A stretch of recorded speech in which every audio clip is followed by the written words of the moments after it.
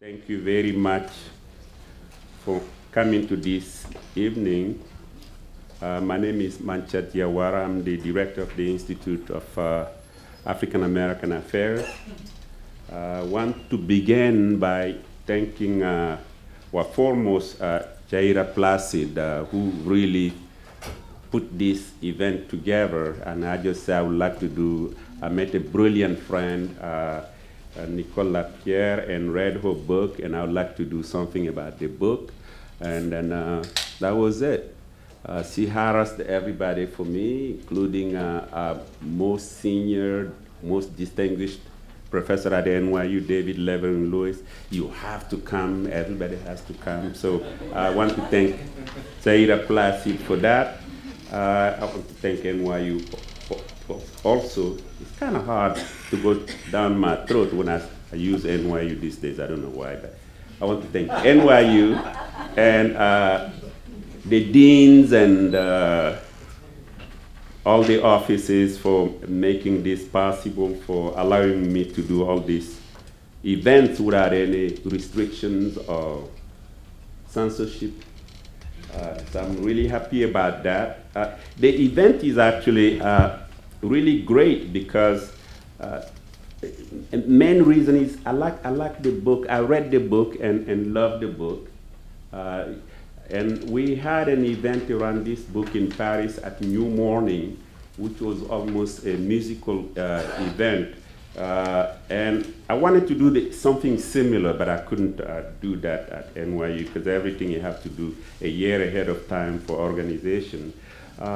But that's one reason. Also, the topic is one said that people who usually do this kind of events, come to fight. So that's what they do, this kind of event. But they don't do the event to talk about. They talk about people who fought each other. They don't talk about people who actually work together or helped each other. They never talk about those people. So you can't say, well, let's do something different. Let's try something different. I like it for that. I like it also because my friend, many of you know here, Walter Mosley, and I have been trying to start these events for such a long time. And we finally are able to put the first event together. So what I want to do is really read biographies from this. You should pick one of these on your way out.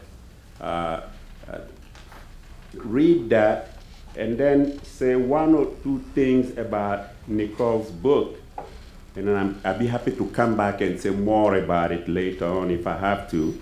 But let me do some formal introductions. Formal introductions of, and let me tell you about the order also.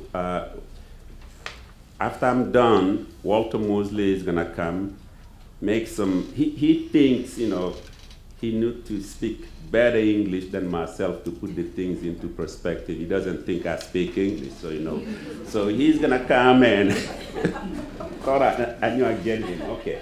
So Walter is number one, and then Nicole. Say that again. Oh, see? Number one, he liked that. He thinks he's Louisville now, All right, Walter Mosley is one of the most versatile and admired writers in America today.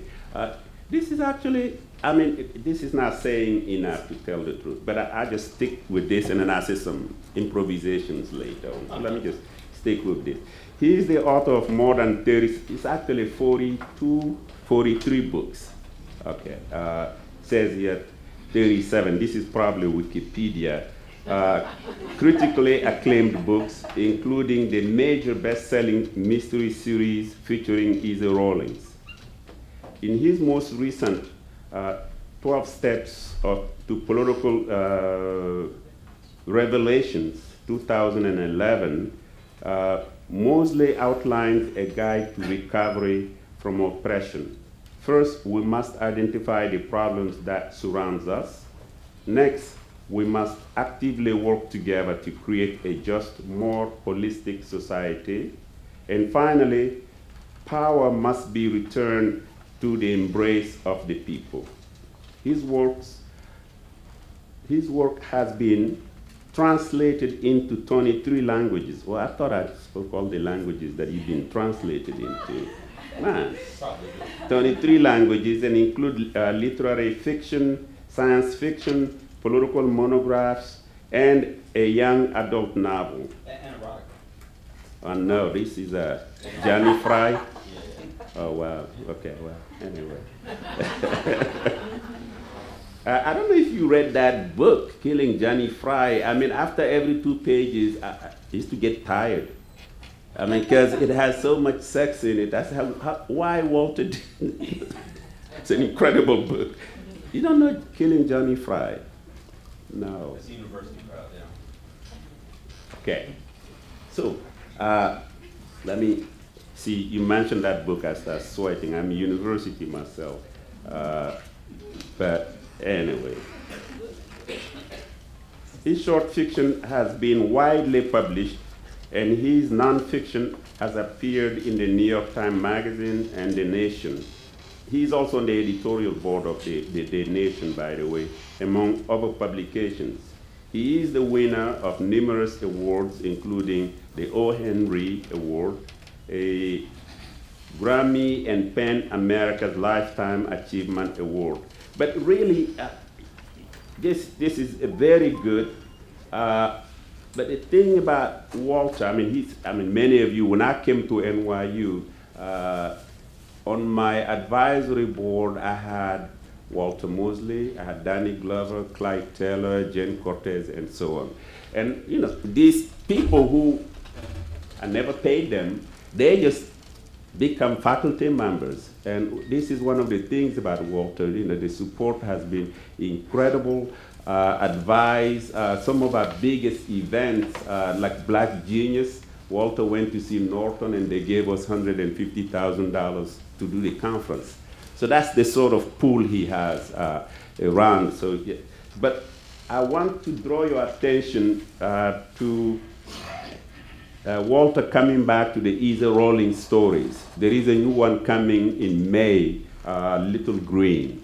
So I want to draw your attention to that. Also, the nonfiction work, because I think it's important, because you know him for fiction, literature, and so on. But the nonfiction work, like Working on the Chain Gang, What Next, an African-American initiative toward world peace, Life Out of Context, which includes a proposal for the nonviolent takeover of the House of Representatives. You know, that's quite impressive. And then this year, you write your novel. I tried doing that, but actually that's hard. You know, you pick up the book, you read it, and it's I write my novel. And then 12 Steps Toward Political Revelation. He is now working on moving the road, the road into the black. Am I close? Oh, yeah, moving the red into the black. Moving the red into the black. I couldn't read my handwriting. So okay. So the nonfiction, I want you to pay attention to it because it's the life he lives every day. Because his everyday life is political in a way, you know. If you haven't discovered that Walter Mosley, I encourage you to do so. I will come to my big brother, Professor David Levering Lewis, who actually, I've already said he's a most distinguished colleague on campus here. And when we wanted him to come, we basically wrote to him. There was silence. We wrote him again, and he said, I see, no, I don't, where's the book? There was hesitation. And he turned toward declining it, and I said, no, he can't decline it. So we began to really move full speed to get him here, and I really appreciate that. Your presence is already giving us lot of credibility, dignity, and so on. So thank you very much for coming. So the formal introduction. Professor David Levering Lewis is the Julius Silver University Professor and Professor of History at New York University. Lewis's field of teaching and research is comparative history with special focus on 20th century US social history, 19th century African, 20th century France, and Muslim Iberia. Lewis is the recipient of many awards and fellowships, including the Ford Foundation, Guggenheim Foundation, and the National Humanities Medal. Lewis has authored 8 books, including King, a Biography, When Harlem Was in Vogue, and The Race to Fashoda, European Colonialism and African Resistance in the Scramble for Africa.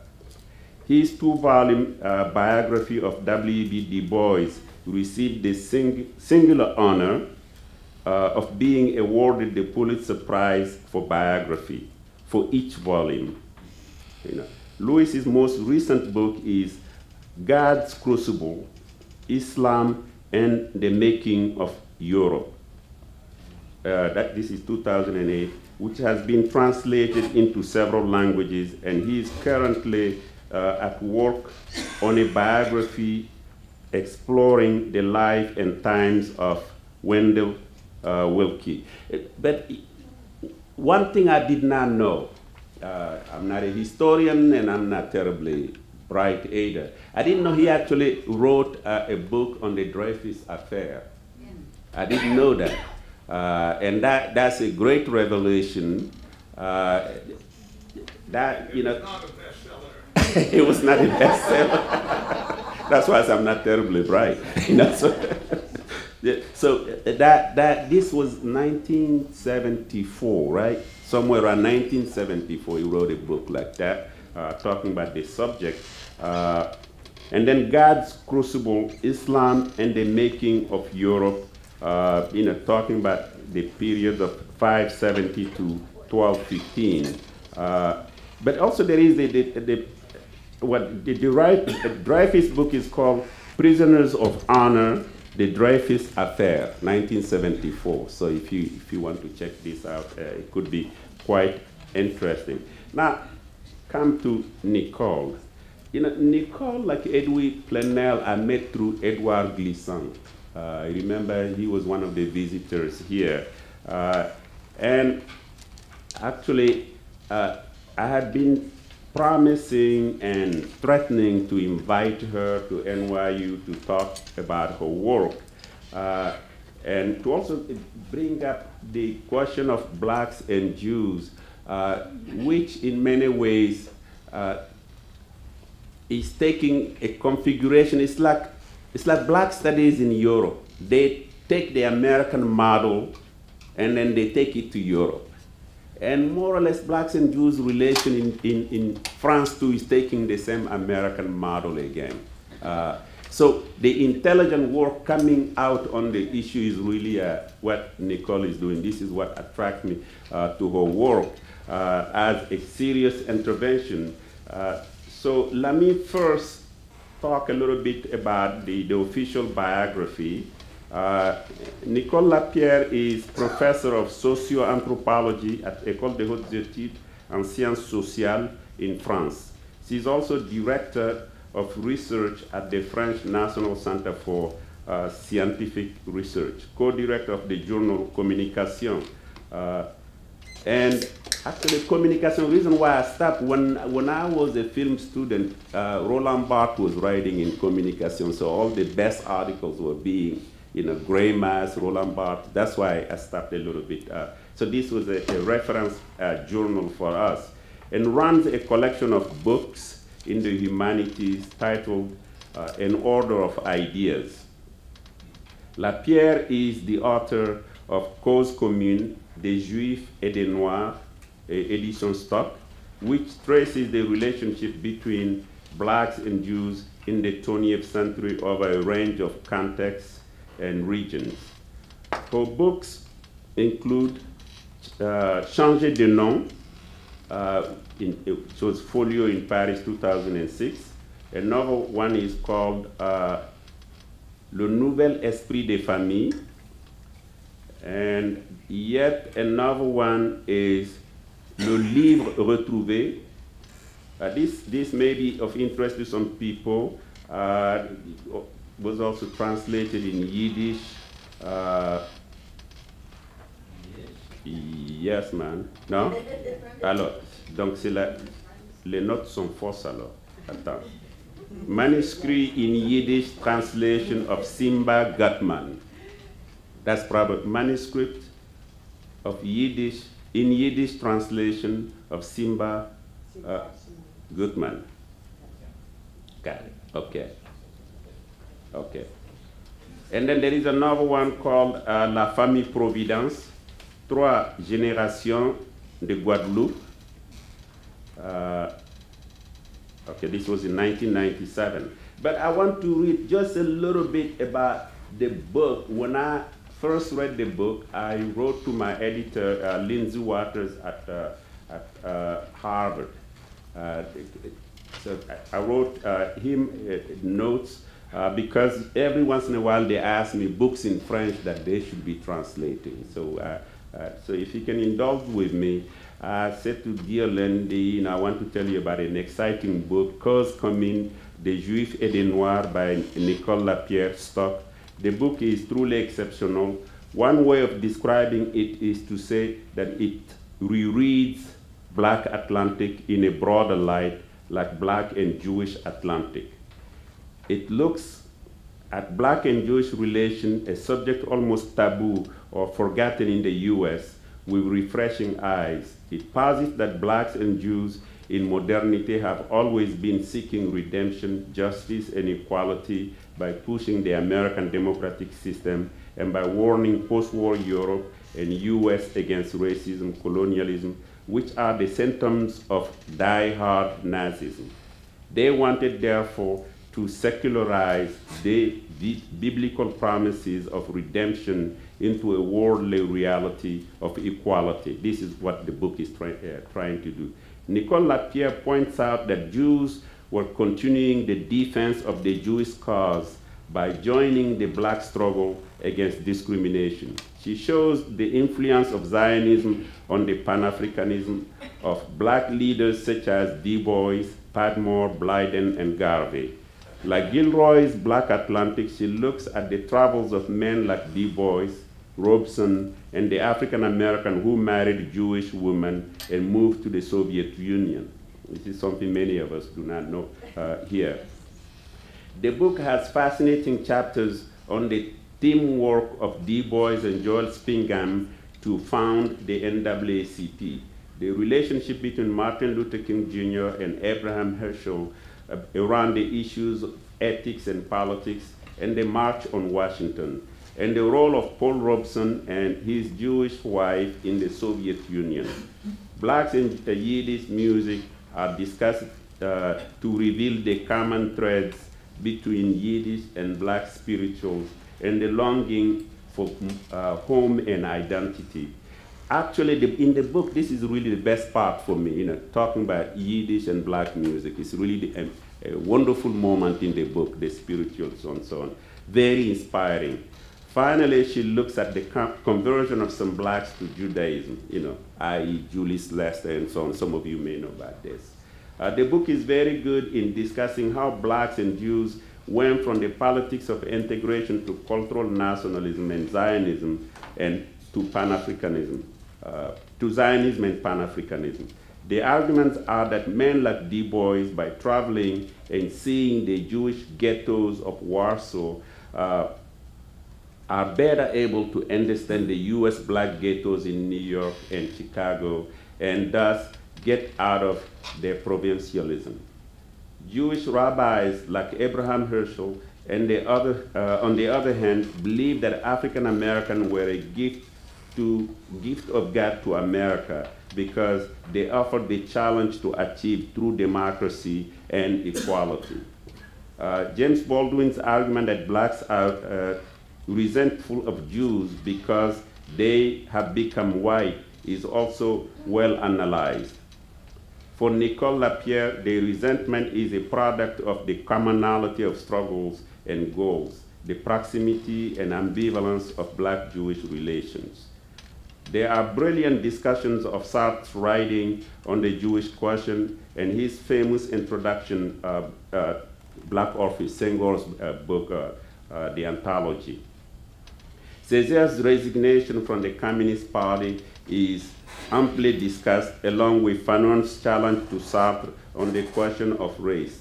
Gilroy is mentioned favorably, but the author regrets that he had not paid Gleason enough attention.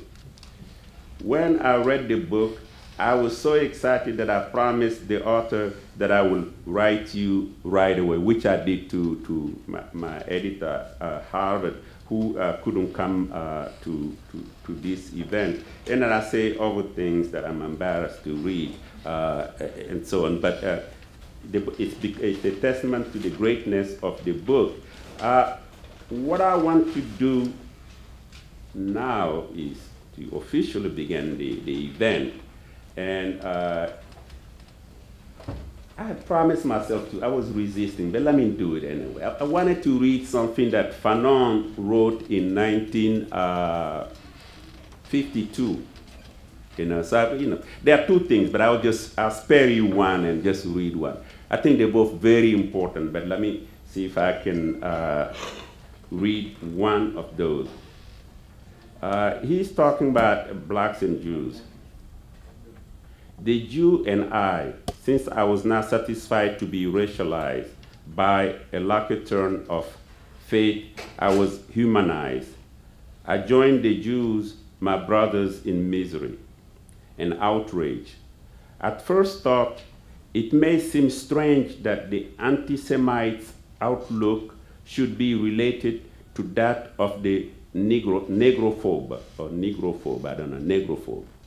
Okay. It is my philosophy professor, a native of Antilles, Caribbeans, a native of the Caribbeans, who revealed the fact to me one day, and quote, "Whenever you hear anyone abuse the Jews, pay attention because he's talking about you," end quote. And I found that he was universally right, by which I meant that I was answerable in my body and in my heart for what was done to my brother. Later I recalled that he meant quite simply, anti-Semite is universally anti-Negro.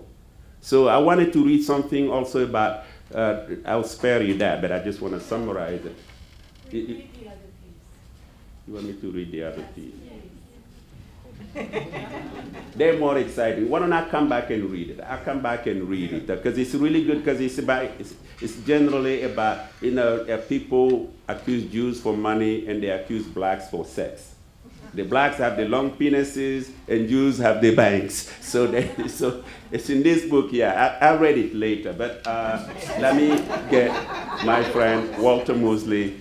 Walter, please. Now you can sit down with you. Yeah, I think it's, yeah. I'm gonna move you away. I'm gonna be very brief.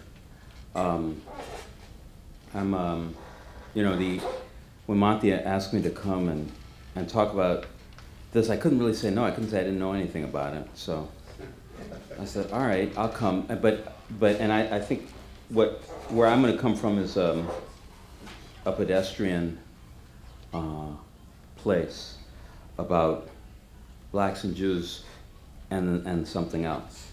And I'm going to read it because I always write things. And I'm never really very good at talking off the top of my head. Well, usually not. I was born into race. The son of a black man, I was a member of a fictitiously well-defined group that formed the political, social, and economic negative space of another fictitious group, white Americans, or in their language at that time, real Americans. We, black people, were related to others who also formed the margins of the made-up white man, his women, and children.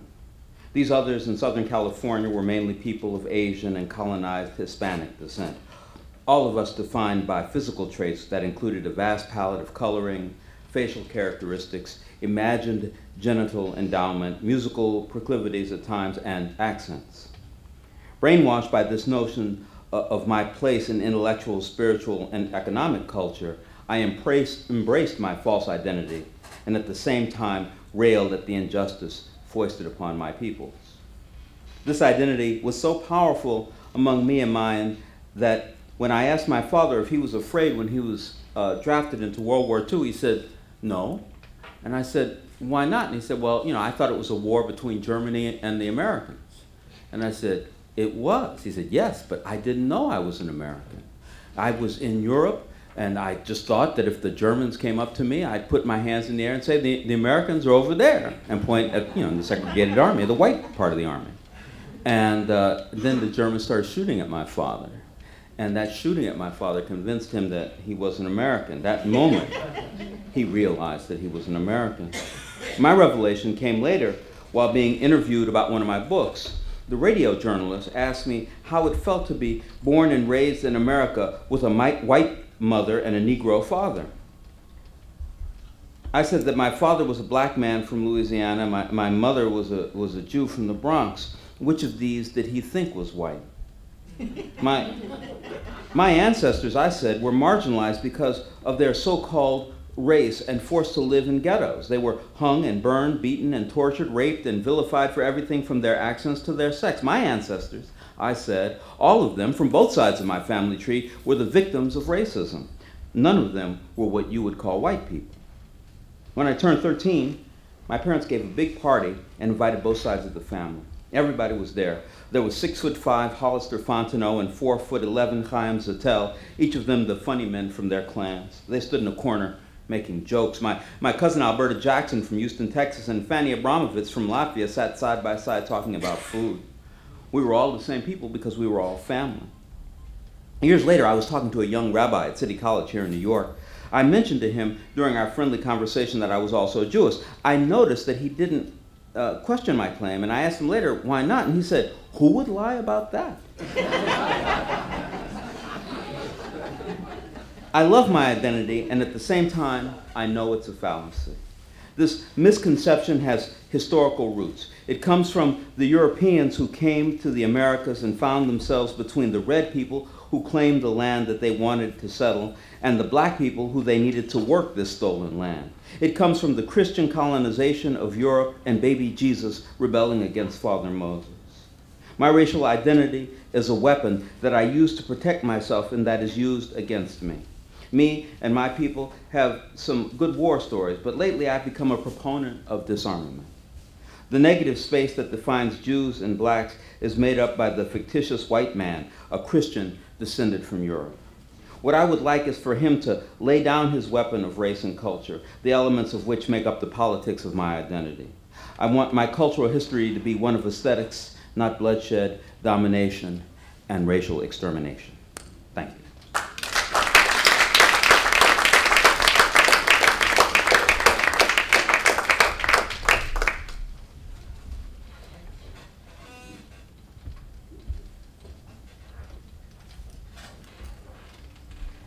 Well, first I want to express my thanks to Mantia Diawara and to Jaira Placide for this invitation and for giving me the opportunity to meet Walter Mosley and David Levering Lewis, and also, of course, to share this discussion with you. It's really an honor. Walter Mosley is a very talented writer, and David Levering Lewis is a brilliant historian, and to tell you the truth, I'm a little impressed. But I am also very pleased to be here. However, I apologize to the English-speaking minority of the earth, as you may encounter difficulties with my vocabulary or mostly my accent. But I'm sure my friend Mantia, who masters multiple languages, including Bambara, French and English, of course, will rush to my rescue. And I think also, David, you speaks French. I saw you did your PhD about Emmanuel Mounier and the French Catholic liberals. This was long ago, but I guess. And you also did this book about Dreyfus Affair, so I think you understand French too, and you could help me if necessary. Well, in this presentation, I will firstly explain why I have chosen this topic for this book. Secondly, I will give you some examples rapidly of what I call common causes. And thirdly, I will end on the eulogy of empathy. So why did I choose this topic? There are three kinds of reasons: personal, intellectual, and political ones. Personal reasons. I was born in France, in a French middle-class Jewish family. My father came from Poland to France in the 20s to study medicine. My mother was born in France, in a Jewish family originally from Warsaw. I grew up in a non-religious and very integrated milieu. And I belong to that post-war Jewish generation which was involved in the radical political movements of the late 60s and early 70s. Then, as others, I was not particularly interested in Jewish identity. My vision was first and foremost internationalist and universalist.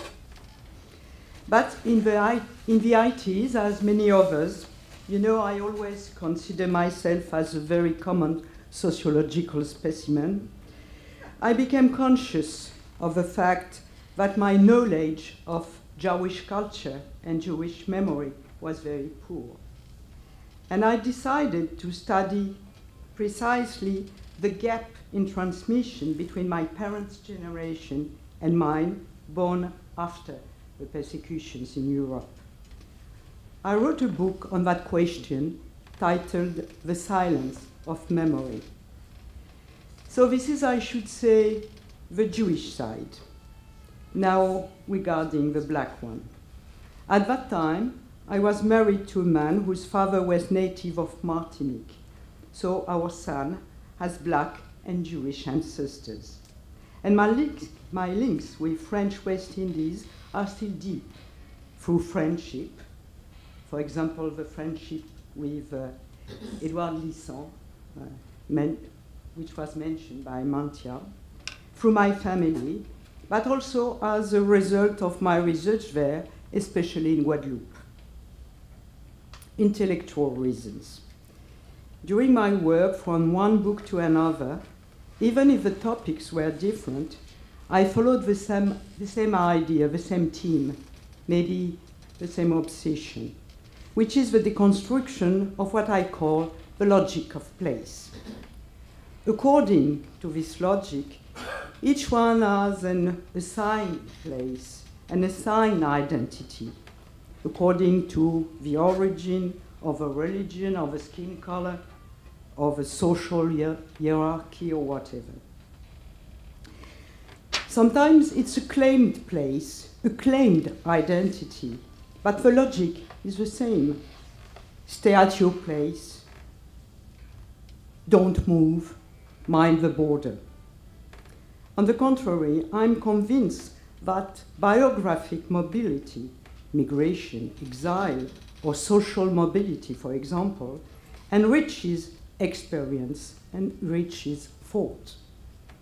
In a book titled Thinking Abroad, I have analyzed, through the careers and work of several authors from different periods and backgrounds, the peculiar correlation that can be traced between the experience of being displaced or marginalized and the renewal of critical thought.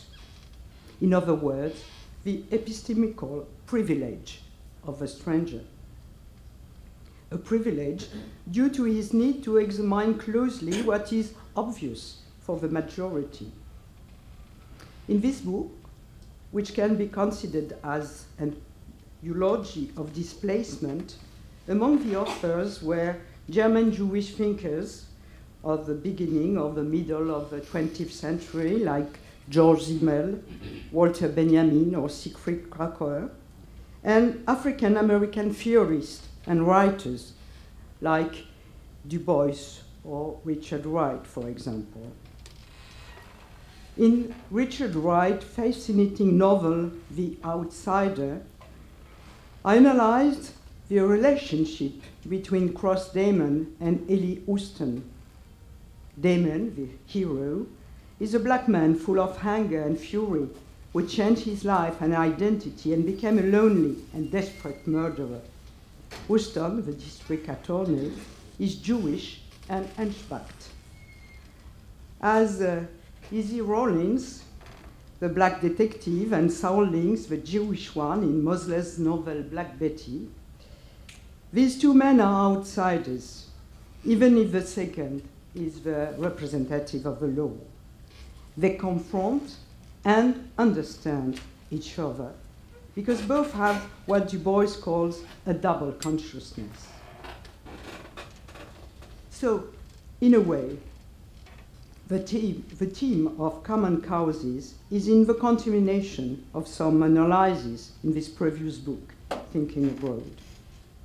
Now, the political reasons. In France, these last years, different signs of tensions between some black people and Jews made headline in the media. In January 2006, the death of Ilan Halimi, kidnapped in Paris suburb and tortured by a gang seeking a ransom, was a shock. The chief of the gang, Youssouf Fofana, a young Frenchman of Ivory Coast origin, thought his victim was rich because he was Jewish. 2 years later, a very popular humorist, the French black comedian Dieudonné, caused a scandal with an anti-Semitic show and provocative comments about Holocaust. Another scandal was caused by aspersion cast on Arabs and blacks by a Jewish well-known political commentator named Éric Zemmour, for which he was convicted by a Paris criminal court for inciting racial discrimination. The signs of tension between Jews and black people are older, as you may know, in the United States, where they struck all the more the spirits, but they broke with a history, maybe idealized, but nevertheless real, of the great alliance between black people and Jews in the civil rights movement. The first event occurred in August 1968 in Ocean Hill, Brownsville, in Brooklyn, when the pupils' parents, most of them African American, challenged the United Federation of Teachers, all Jewish, for the control of the education system. This widely publicized conflict degenerated into mutual charges of racism and anti-Semitism, and a more violent event occurred in Crown Heights in Brooklyn on August 1991. Then, after the death of a young black boy run over by the car of Lubavitch, riots blew up during 1 week, and Lubavitch was killed by a young boy from West Indies. Solely because its violence, this event became the symbol of the clash between the two communities. Such signs of tensions between black people and Jews are frequently recorded in France under the term of concurrence des victimes, competition between victims. I disapprove of this term and its implication for 3 reasons. Firstly, I don't think that the condition of victim could be an identity. Secondly, it is obvious that blacks and Jews are not two homogeneous groups. Thirdly, and most of all, speaking of competition between victims lead us to think that there are two groups fighting each other alone on a ring, the majority of the society being the spectator. In fact, the majority of the society is involved, because behind these tensions, there are many disparities, social and economic inequalities, disparities of life condition, and uneven recognition of the historical damages undergone. Here, in the States, for example, at the end of the 60s, when the civil rights were obtained, many Jews who had fought beside the African American considered that it was a complete victory, the end of everything. Meanwhile, many blacks were disappointed when they realized that this was not at all the end of social and racial inequalities. On the one hand, the Jews were more and more integrated in the white American society. Their upward social mobility was important. They moved to richer areas. The children or grandchildren of the poor immigrants became bourgeois, and some of them, a minority, turned to neoconservative politics. On the other hand, a large majority of the African Americans were still very poor, living in bad conditions in the urban ghettos, facing many difficulties, and then their leaders radicalized their fight through the Black Power movement. But you know, of course, this story.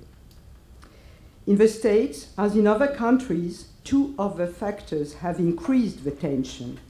Firstly, the long-distance impact of the Middle East conflict and the increasing antagonism of positions regarding Israel and Palestine.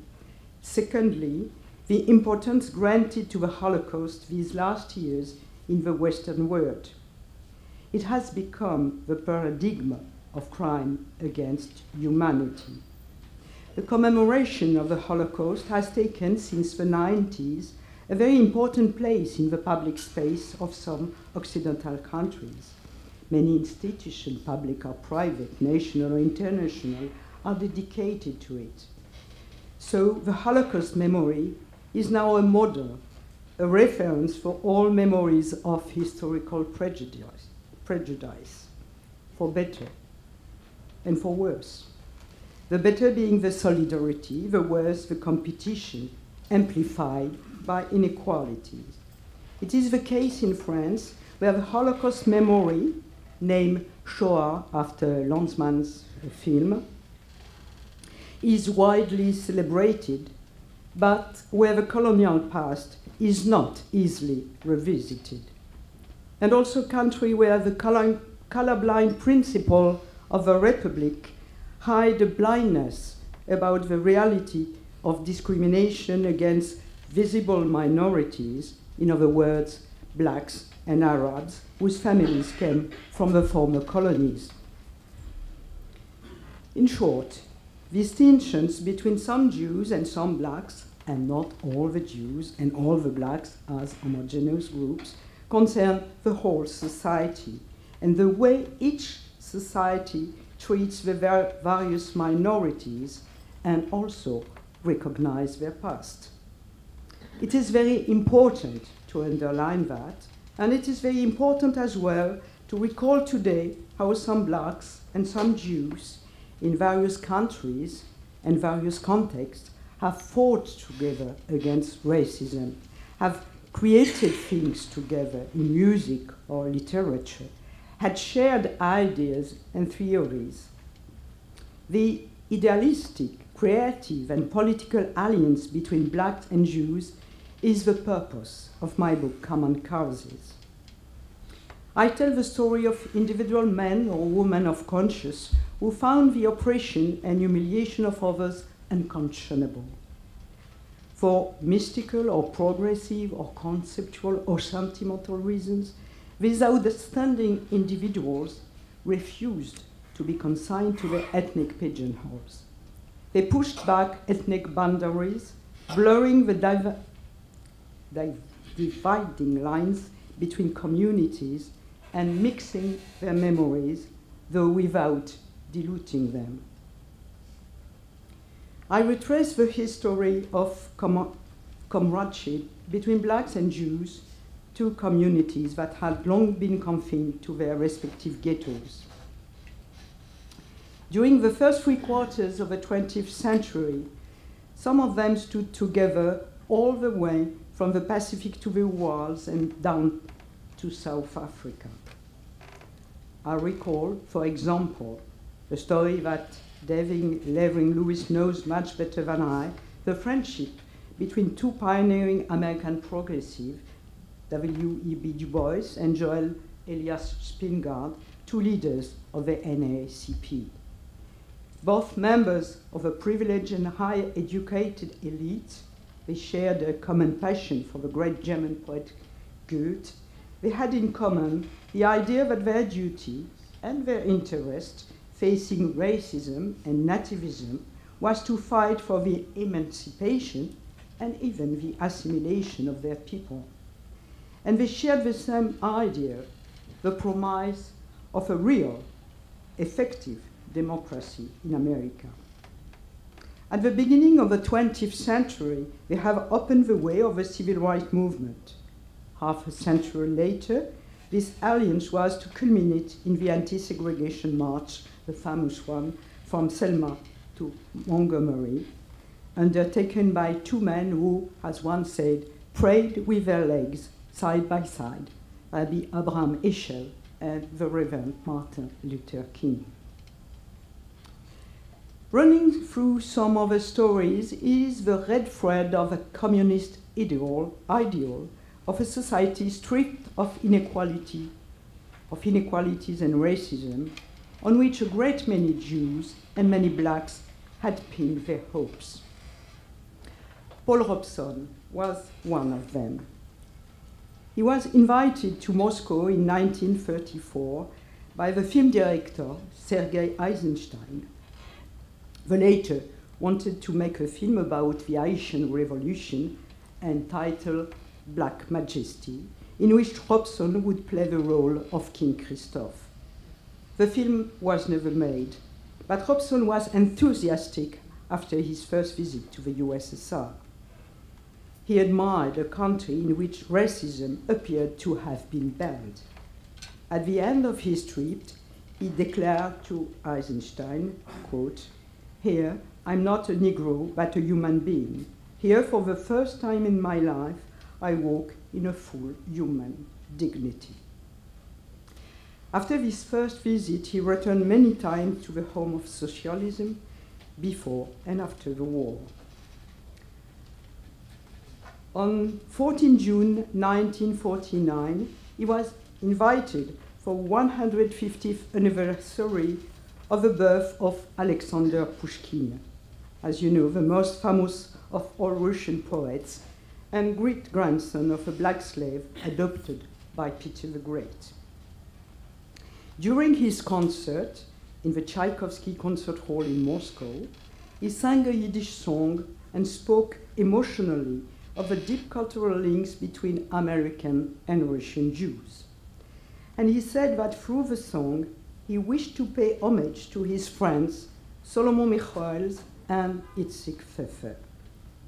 He had met the two Jewish artists 6 years earlier in the United States during a large pro-Soviet rally organized by the Soviet Jewish Anti-Fascist Committee, then chaired by Albert Einstein.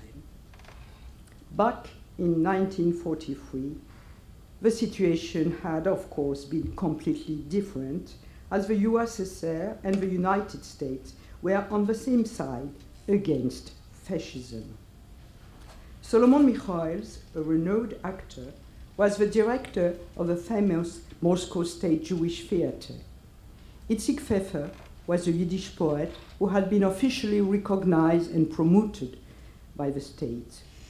And the two men were directed the Soviet Jewish Anti-Fascist Committee and were regularly sent abroad to raise international support. In 1949, in the United States, the second wave of the race scare was strengthened by the Cold War, leading to frenetic hunting of actual or alleged communists. And in the Soviet Union, Stalin's great purges, which had begun in 1937, turned to the cosmopolitan elements, as Jews were referred to. So when he arrived in Moscow, Paul Robeson had to insist repeatedly on meeting his friends before finally being able to see Itzik Pfeffer. In Robeson's hotel room, Pfeffer informed him through signs and scribbled notes, for fear of hidden microphones, that Michoels had been assassinated the previous year by the political police, and that he himself was in a similar danger. A loyal communist supporter, Robeson never mentioned his meeting with Pfeffer, except to his son, Paul Robeson Jr., who in turn described the meeting to one of his father's biographers, Martin Borg-Duberman. And Robeson's homage to his persecuted friends was predictably erased from the concert recording. The conflict of loyalty was probably hard for the singer because, above his friendship for these two men, he had always insisted on the links and similarity between Jewish experience and black persons' experience. This is why in many of the concerts since the 30s, when he was in London, he used to sing not only Negro spirituals, but also Yiddish Hasidic songs. For him, it was a protest against all form of persecution, a Kaddish for the great army of victims, not only those who suffered from anti-Semitism, but also those who suffered from racism, from exploitation, or from colonialism. He explained, notably in an article published by the communist monthly Jewish Life in November 1954, quote, "The Hasidic chant, for example, has a profound impact on the Negro listener, not only for its content, a powerful protest against an age-old persecution, but also because of its form. The phrasing and the rhythm have counterparts in traditional Negro sermon song, and here too is a bond that can be traced back through the centuries to a common heritage." In a more general way, the music, and quite particularly jazz, was a place of crossing and creation shared between Jews and blacks. And we find this idea of a similar fate and a similar inspiration not only in music but also in literature. One example is that of a French writer, André Schwarzbach, who lost his family in the Nazi death camps. In 1959, he won the Prix Goncourt, France's highest literary prize, for his novel Le Dernier des Justes, The Last of the Just.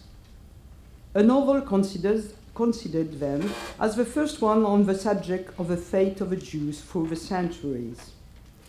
Later, he devoted himself to forging a shared literature with his West Indian wife, Simone Schwarzbach. An amazing novel called Un plat de porc aux bananes vertes, a dish of pork with green bananas. I don't think this one has been translated. Written with his wife Simone, tells the story of one old woman from Martinique who lives her last years in a dreadful retirement home in Paris. The poverty, the violence, and the madness around her are terrible. And she dreams of her island, but she will not see anymore. As a child, she survived a disaster, the eruption of the volcano, La Montagne Pelée. Old now, she finds herself in that place which looks like a concentration camp. In this novel, the Jewish memory and the West Indian memory are completely weaved together. Well, I have given examples shortly of common fights or common creation. I would now like to give some ones about common reflections. So let's go back to that period the 50s and the beginning of the 60s in France.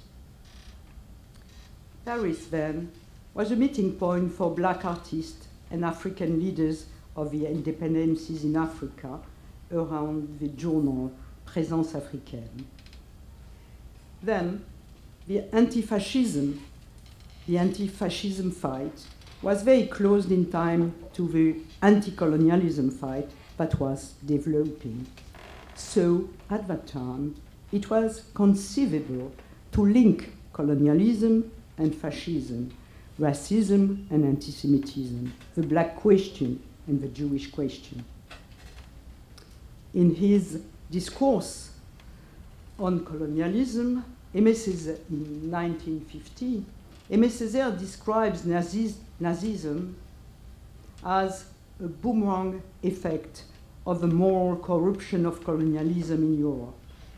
And 1 year later, in The Origin of Totalitarianism, 1951, Hannah Arendt also links the racial and bureaucratized hierarchy of the colonial system and some aspects of a Nazi policy of extermination. Both trace a genealogy of inhumanity in the heart of the Occidental world.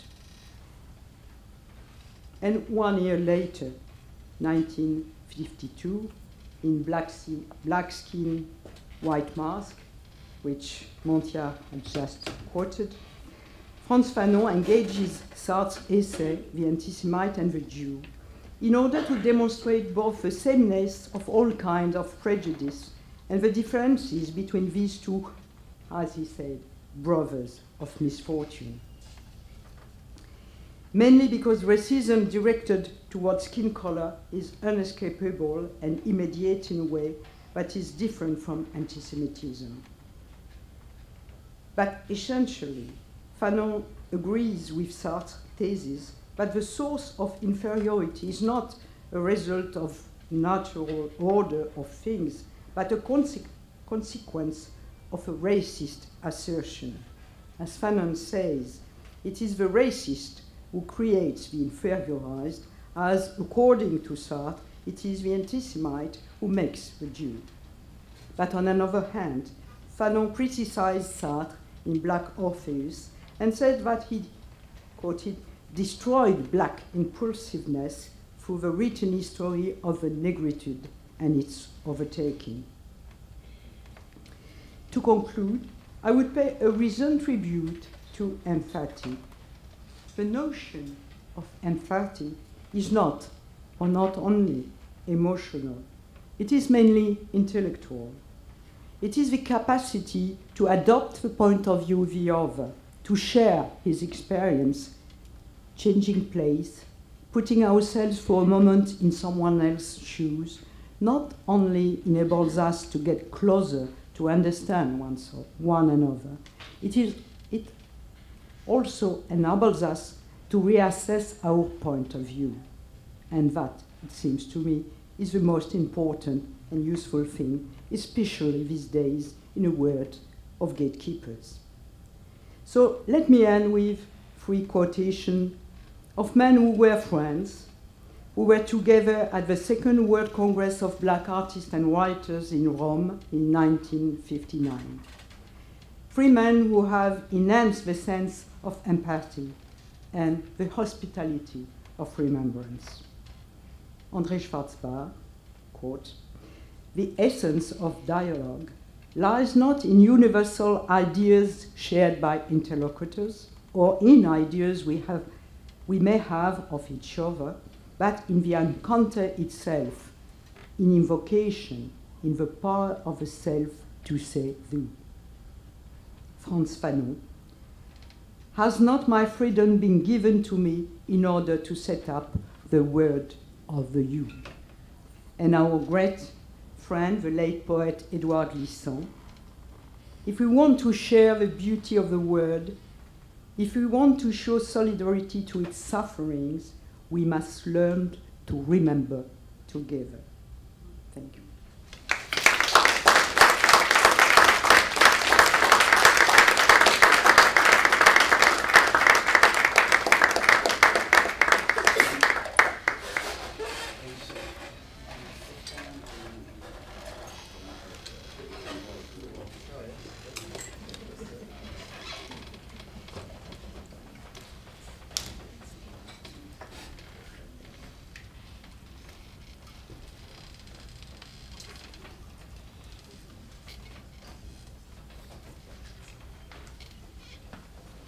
I think I have to begin with a disclaimer, since I received a very enhancing introduction from my friend Manthia Diawara. That is to say that although I do have a nodding acquaintance with French history, in that I have a degree in the subject, time passes, and I can't say that my fluency is what it used to be, and so when I imprudently accepted the challenge of reading Nicole Lapierre's Cause Commune, I found that I had to live with a dictionary quite intensely. But I was much rewarded, I must say. And I am, though, going to play the part of devil's advocate or contrarian, but only heuristically for the purpose of provocation and maybe a good exchange later. And I will take my leave if you find that my contrariety is over the line. I begin with a confession. I found this book narratively fascinating, yet interpretively incomplete. It would be hard to cite another book of comparable narrative sweep that takes the reader from a thunderous 2004 tribute to Abraham Heschel and Martin Luther King in Paris's Hotel de Ville, delivered by a relative of Michelle Obama's, who is also a rabbi and convert to Orthodox Judaism. And from that arresting occasion across time and geography to a meditation anecdotique and révélatrice on jazz maven Mez Mesro, exemplar of those Jews seeking to remain on the side of the marginal and oppressed en refusant l'assimilation à la société blanche, who refuse to be assimilated in white society. Indeed, to speak of a meditation across times and zones is better expressed in the translated premise of Professor Pierre's ambitious monograph. From the ghettos of New York to that of Warsaw, from Mississippi to Uzbekistan, from Lithuania to South Africa, and from the beginning of the last century to the dawn of this one, we follow the itineraries, the choices, the commitments of persons of very different profiles who struggled side by side in the name of a common humanity.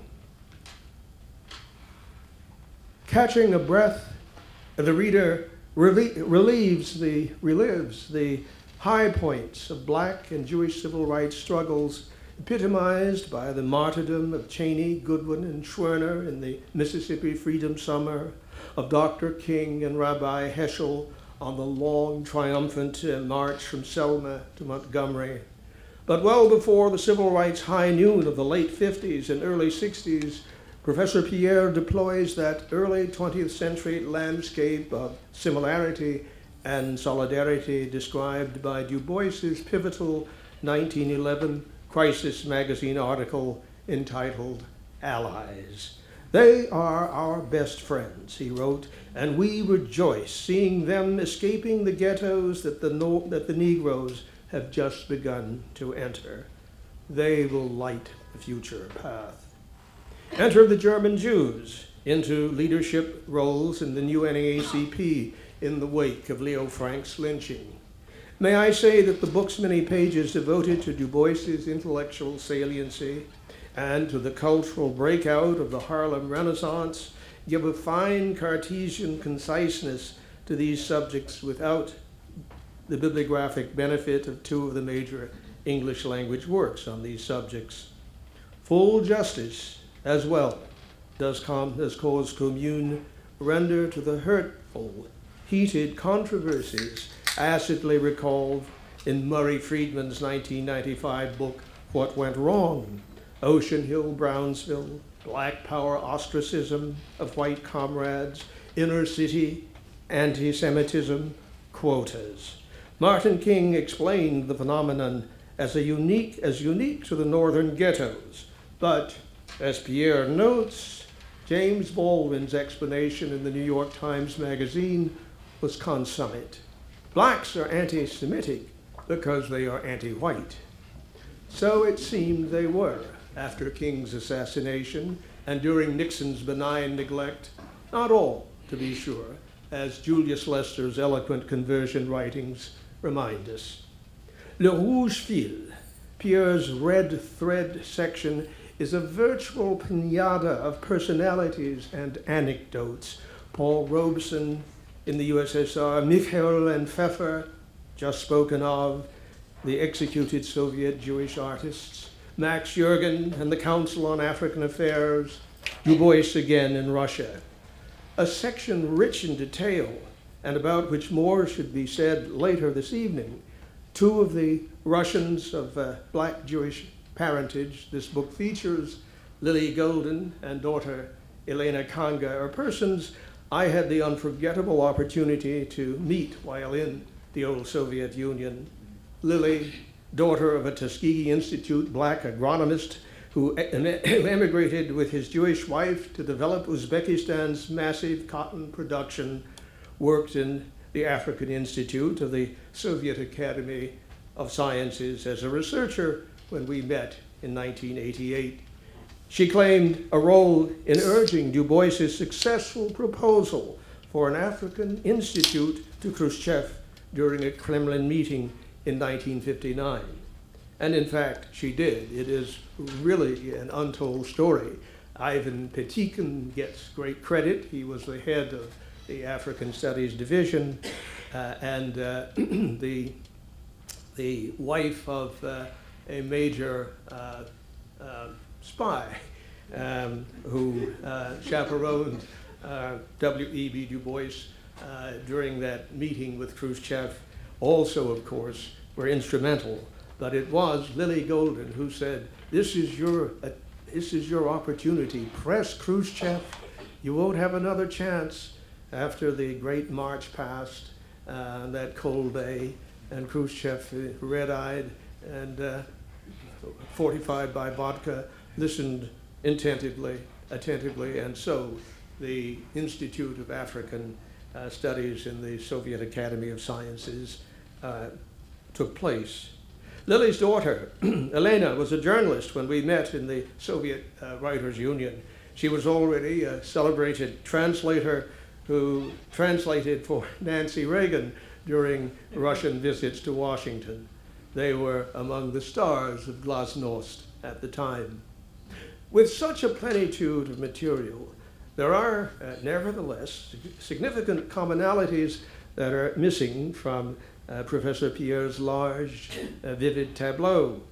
Faithful to my obligation to be useful, let me address two.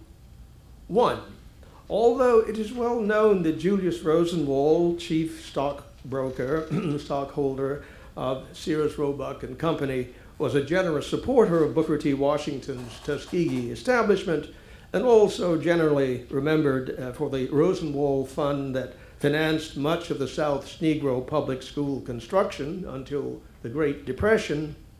What has garnered little notice in the literature is the centrality of the role played by the Rosenwald Fellowship Program for graduate education for Southern blacks and whites of limited means from the late 1930s to 1948. Fair to say, this instance of Jewish philanthropy made possible the professional careers of Langston Hughes, Gordon Parks, Charles Drew, Marian Anderson, Ralph Ellison, and yes, C. Van Woodward. In other words, Rosenwald Fellowships put a rising floor under Du Bois's talented tent. Number two is yet more profound in its consequences to the parallel and intersecting histories of these two peoples. Nicole Lapierre does duly note Hannah Arendt's pregnant suggestion in The Origins of Totalitarianism of the link between the Darwinian ideologies and extensive ethnic cleansings associated with the scramble for Africa and the eliminationist anti-Semitism of Nazi Germany. Yet more must be said. Recently, David Olosoga and Casper Erichsen have tightened the linkage in their 2011 book, The Kaiser's Holocaust, Germany's Forgotten Genocide, and the Colonial Roots of Nazism. In this same vein, it might have been reasonable to recall the great similarities of Southern race laws on genealogy, sex, and physical segregation with those of the Nuremberg decrees. I began my comments with a cavil about the idée maîtresse of this fascinating book. Professor Lapierre concludes her tome with Éloge de l'empathie, the interpretive glue of her argument. Empathy, she writes, is the capacity to take and to understand the point of view of the other, to conceive his experience, her thought, their sentiments, without losing or confounding oneself with him. It is not the definition of empathy or Einfühlung that presents a problem. I suggest that the history recounted in Cause Commune is at bottom not one that explains or reflects sympathy as the basic cause of a long solidarity of blacks and Jews, rather than empathy being the source of their entente, relationship, and or solidarity. The motive and momentum derive from the politics of repression across many decades, whether in America or elsewhere.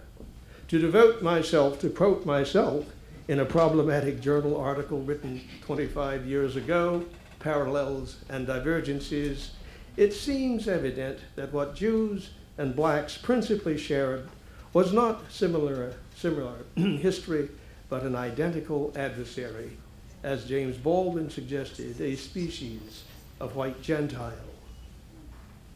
Empathy is the symptom of the politics of repression rather than the cause of it. Thank you.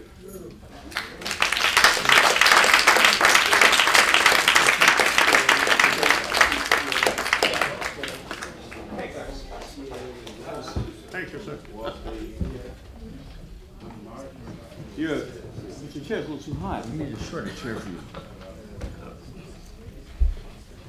So I should open to questions, comments, discussions. All right, that's one. You identify yourself and raise your mic. You can give you a mic, yeah. Yes, this is quite informative, this whole thing. I appreciate your perspective on the black Jewish situation. But number one, to the gentleman over there, when he says that the Africans in France learned their disdain for Jews from America, I don't know how accurate that is. Well, what did you say? You said that. Been bad. Excuse me? Oh, go ahead. Oh, you said they bought it, they got it from over here. That's basically what you open your argument with. If you want me to say that, I can say that, but We you don't can have, ask me. okay, let's put it this way. This is okay. Maybe that fits your argument. So go ahead. We can Okay. listen to you. My argument is that the discussion deals with an earlier period when blacks and Jews were basically forced because the Caucasian Protestant ostracized them. But no one has addressed today's factor. The WASP is no longer the controlling factor for the most part. The Jew has power. I've often wondered if the Jew can deal with power, or the Catholic. I'm not just saying like Jews. Jews and Catholics don't seem to be able to deal with power for the simple fact that the WASP was so anal, he was able to keep us all in our place. And that forced the Jew to gain the camaraderie that we had at that particular time. My question to you is, being French, the French often, especially French women, often have a naive attitude when they fall in love with a black man that, oh, we're equal. We're not equal. You're white. Thank you.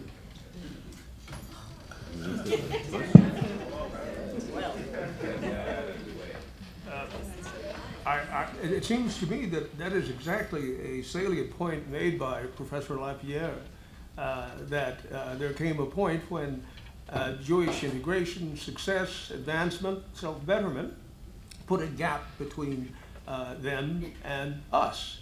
And that led to some unhappy resentments and victimizing.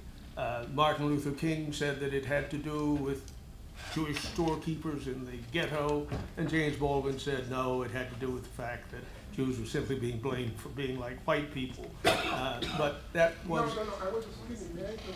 I wasn't saying, see, blacks, my mother's grew up Jewish Florida. She knew a Polish Jew, and a Russian Jew, and a German Jew. This one term Jew, it does not, that does not eliminate the fact that where's the Polish history, where's the German history, and when you give your synopsis on your book, you present it as though Jew is a race. Anti-Semitism is not only Jewish, it's Arab. So therefore, all this simple, well, let me just close by saying that intellectuals in the village, I've been in the village 45 years, intellectuals have always provided comic relief, because they never got it right. And the fact is that you speak to each other, but why not speak for the masses? You single out Paul Robeson. These people were no longer average black people. As a matter of fact, before I came here, there was a program that said Paul Robeson was a communist. Paul Robeson never declared himself personally as a communist. But the way the history books are saying it is that he's a communist. You know what? And guess who said years after he died that he was a communist? That's all. No, I'm just trying to clarify something. Because the thing is that you guys sit there, and the only way you get ahead is by getting their approval. So you won't. I don't expect approval from either one. So can I read what Franz Fanon said in Oh, come on, Martin, let's hear another question. Okay. Let's hear another question first. Another question. Don't come and insult people. That's not nice. Yes. Yes. What's the state of black-Jewish relationships today, 2013? Okay, tell us. Well, I'm asking. No. If we ask rhetorical Obama got 60 to 70% of the Jewish vote, so things could be said as being very good. Say again, I didn't hear the beginning of that. What did you say? What's the state of black-Jewish? I heard that, but then you said something else that I missed. Obama got 60 to 70% of the Jewish vote, I understand. What does that portend? What does that mean? Does it mean that we're back together again? Does it mean, what does it mean in political terms? Well, you guys are more right now. Basically, I just want you to expand, elaborate. Well, I'm just curious as to what we've gone through the civil rights movement. The civil rights era is over. We're in a new political paradigm. What do you think black-Jewish relationship is within this paradigm, within this context of post-21st century, post-racialism, etc.? Well, I mean, it's such a hard question. One of the things that another part of the question also is it even relevant? Well, well, it's not that it's irrelevant. That's not an irrelevant question. The problem is how you start to identify people. One of the things is for me, when I'm asked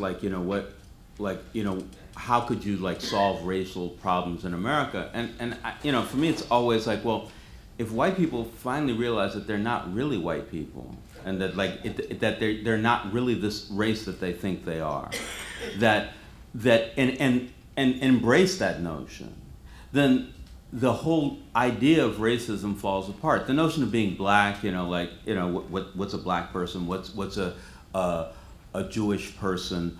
Other than religious or because of prejudice, you just get lost inside of it, because people are every person that you meet is individual.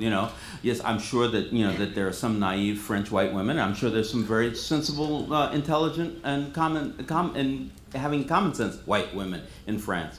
There are all kinds of different people, and so when we start to make the arguments, and I understand the arguments, especially if I'm running for president. So, well, I'm getting 70% of the Jewish vote, so I got to do this and I got to do that. All right, I understand that, but for me to kind of identify the Jews, the blacks, especially the whites, it's an impossibility. I get lost inside of them, you know, personally. And of course, that's not helping answer your question, and it's not, you know, furthering us in any way. But the idea of racism itself, the idea of, which is the idea of race, you know, what is Angela Davis says, you know, racism brings race, you know, it's not, you know, race doesn't call racism on itself, you know, it's just like you have to have racism first, because there's no such thing as race. You have to kind of make it up. You know, the white people, so-called white people who came to America, the so-called white people who came to America, they weren't white people in Europe. You know, they were Vikings, and they were Greeks, and they were, you know, Spaniards, and they were, you know, there were all these different groups of people, you know, who knew another person by the way they smelled, by the way they looked, by the way their hair was. They knew they were different. But they came here and they had to, you know, kill the Indians, and they had to enslave the black people, so they became white people. They defined themselves as white people. That's like the problem, you know, and that's what I'm continually fighting against. You know, it's like I can't believe in white people.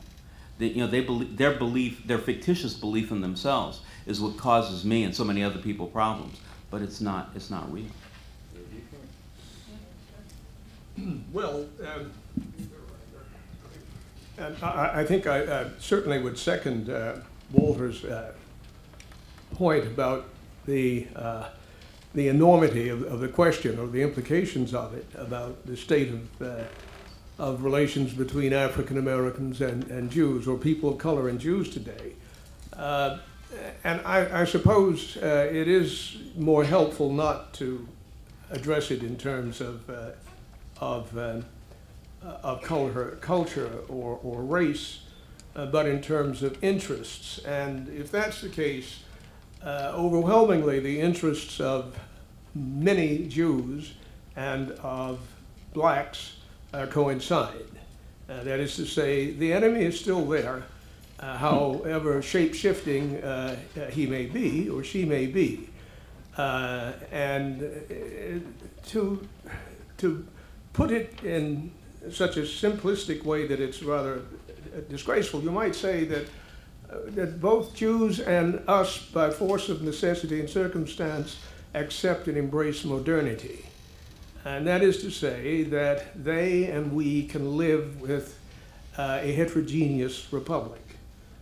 They and we can accept the problem of immigration as something that has to be honorably and smartly addressed. And because of that, the coalition will hold for the short term. It has two problems, of course. Its integuments, its glue. One is that Jews are, of course, enormously rich in the sense that the 1% is well represented by Jews. And if one has a problem with the 1%, which is essentially the problem of maldistribution of wealth in America that is greater and growing at a rate that exceeds any developed or modern economy, that's a problem.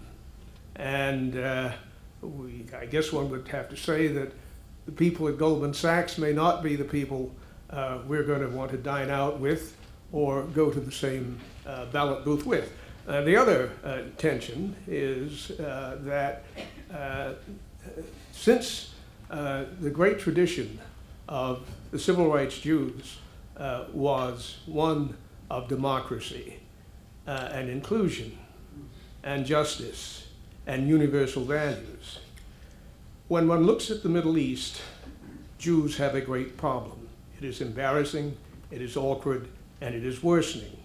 And nobody appreciates that problem better than Jews. What to do about it is not just their problem. It's, of course, our problem because of the miserly stakes and demographics ahead. And on that question of Palestine, or the Arab-Israeli crisis in Gaza and the West Bank, this is an unhappy development. And I think those of us who remember and honor and value the civil rights experiment together wish that those values that brought Jews with us from Selma to Montgomery express themselves in Tel Aviv.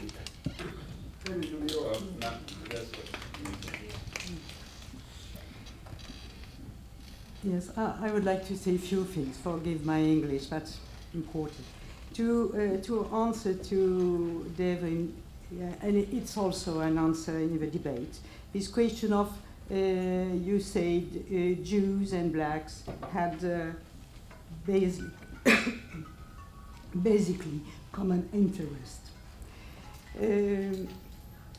It's right, because the condition at that time was quite the same. Condition in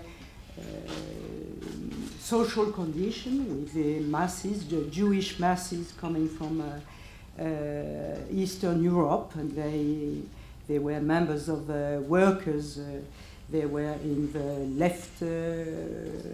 left politics and so on, and they met in the same areas, in the same ghettos, with black people coming from the south, and they share somehow the same condition, not exactly, because that on a social level they share something like that.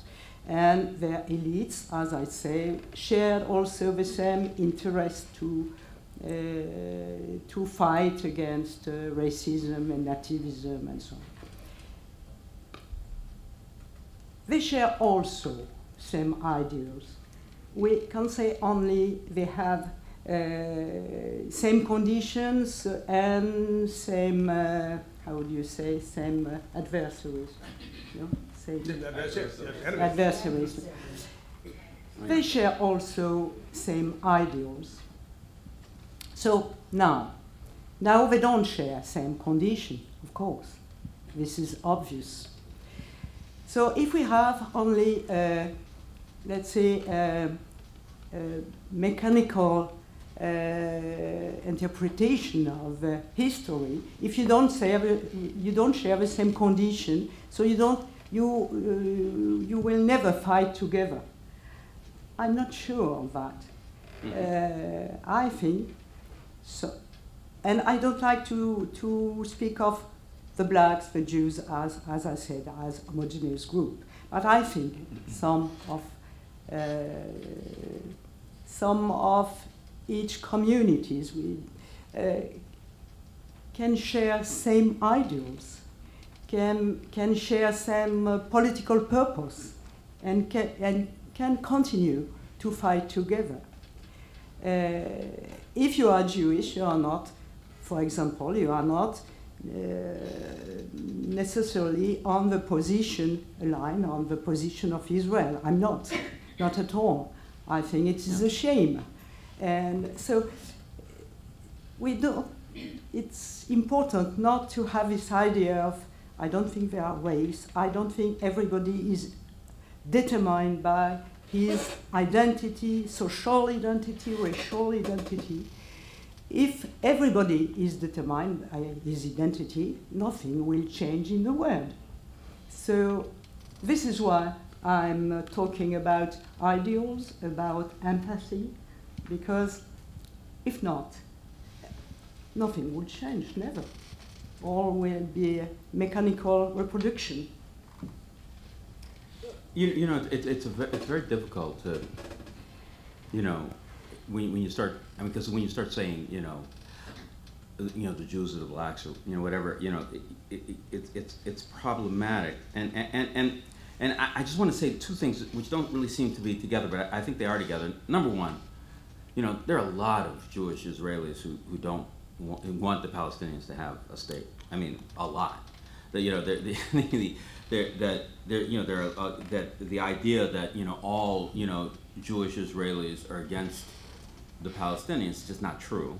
That's one thing. And it's this question of power and how things are developed. And so I just want to say that. So so when we start talking about the Israelis, you know, it's not like, you know, a monolithic group. There are people who have different ideas, and because of the conflict, the ideas are hard to work out in a peaceful manner. And on the other hand, I often say, you know, in public, when somebody says, well, what's it feel like having black and white parents? And I go, well, you know, one's black, one's a Jew who's white. The only people who ever argue with me about it are Jews, American Jews. I mean, really, not all, of course, but a lot of people say, I am white. And it's like, I go, no, you're not. Don't you know your history? Don't you know what happened in Europe? And I go, no, I am white. And you saying that I'm not white is an insult. And I really, there are all kinds of kind of personal interpretations and projected interpretations which are not true. And I think the thing that gives us so much problems is being able to, I'm not disagreeing with you, but like it's hard for people to allow everybody to be a person and an individual. They want to put us into groups. They want to form us into groups. And that's part of capitalism. You know, you put you on the production line. Capitalism puts you on the production line. Capitalism is a problem. And if you have a culture that deals really well with capitalism, you're going to do really well in that society. Certainly, Jewish culture does deal really well with capitalism. But you know how do you deal with that problem? Do you deal with that problem by blaming the person who deals well with capitalism because of their cultural history, or do you say we need to change, systems? You know? Well, that is the problem. It's a question of domination, I feel, and privilege. Domination because people do look after their interests, and we see this, all the time. The reason why I like what Dr. Lapierre says is because she speaks of empathy, and that obviously is what I believe the academic world is trying, given the definition that you gave us of trying to do more, to be present. You use the term to be present. The dialogue is not just dialogue, the coming together, just trying to work that through. But the problem is privilege. It really is. Economics always is a factor, and what happens when you join a privileged group, which I believe is what some of us see has happened, though people say, well, you have a black president, or at least a half-black president, what is your, what are your problems now? Why do you people don't seem so satisfied? And it could come from the fact that we are being ruled still from privilege. Those who speak to us and rule us from privilege. And in Palestine, I mean, I would imagine if it had been a neutral country when Palestine was founded, neutral like maybe Switzerland or something, but that's now not how it was established. Palestine became a Zionist state, and you got citizenship because you were Jewish. So privilege. Question behind you. I want to thank you for being brave enough to approach this topic. And I don't say that because I love you, because you're my brother.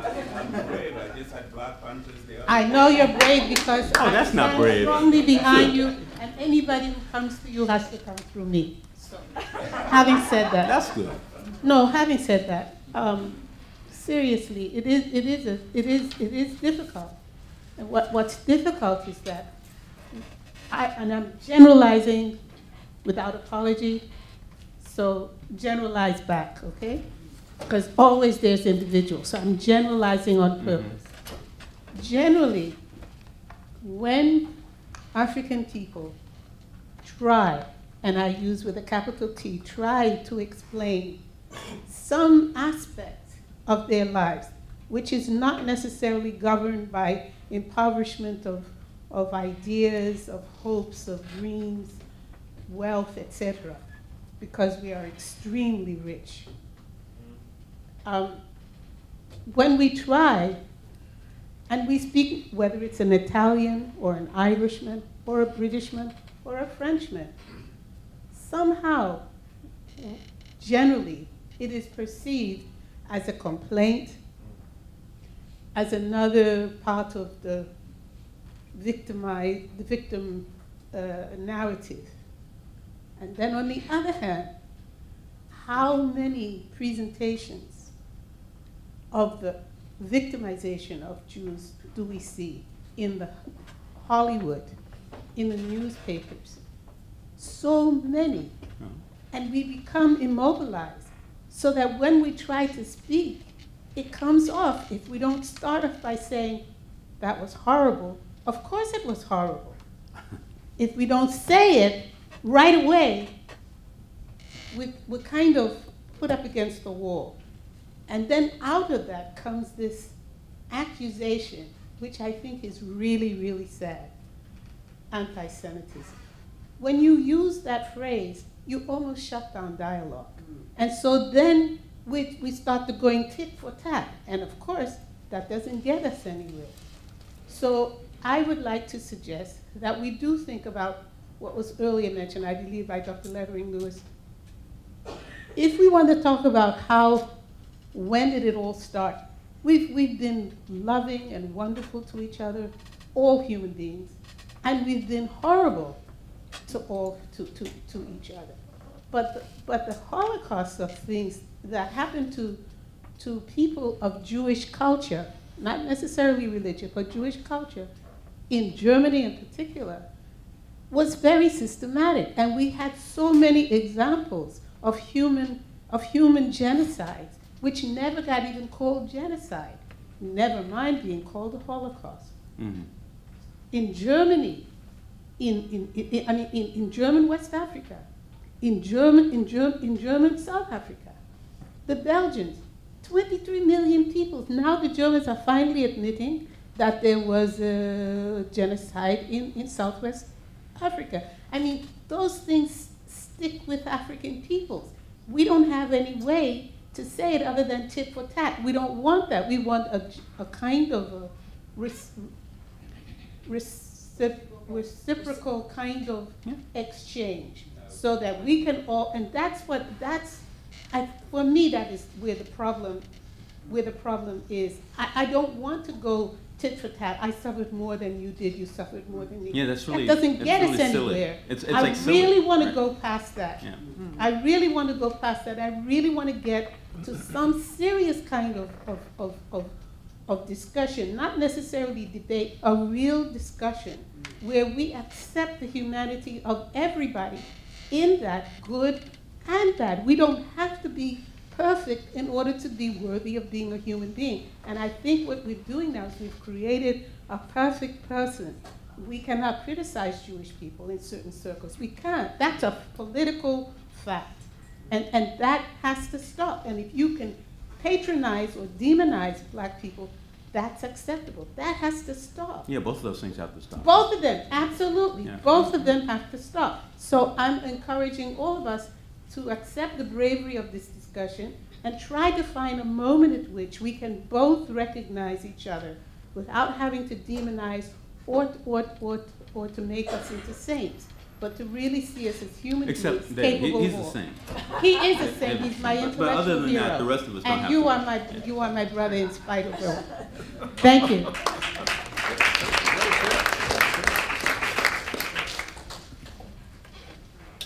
I'm noticing, by the way, that black folks are monopolizing the mic. No such thing as black. That's right. No such thing as black people. How do you know I'm not Jewish?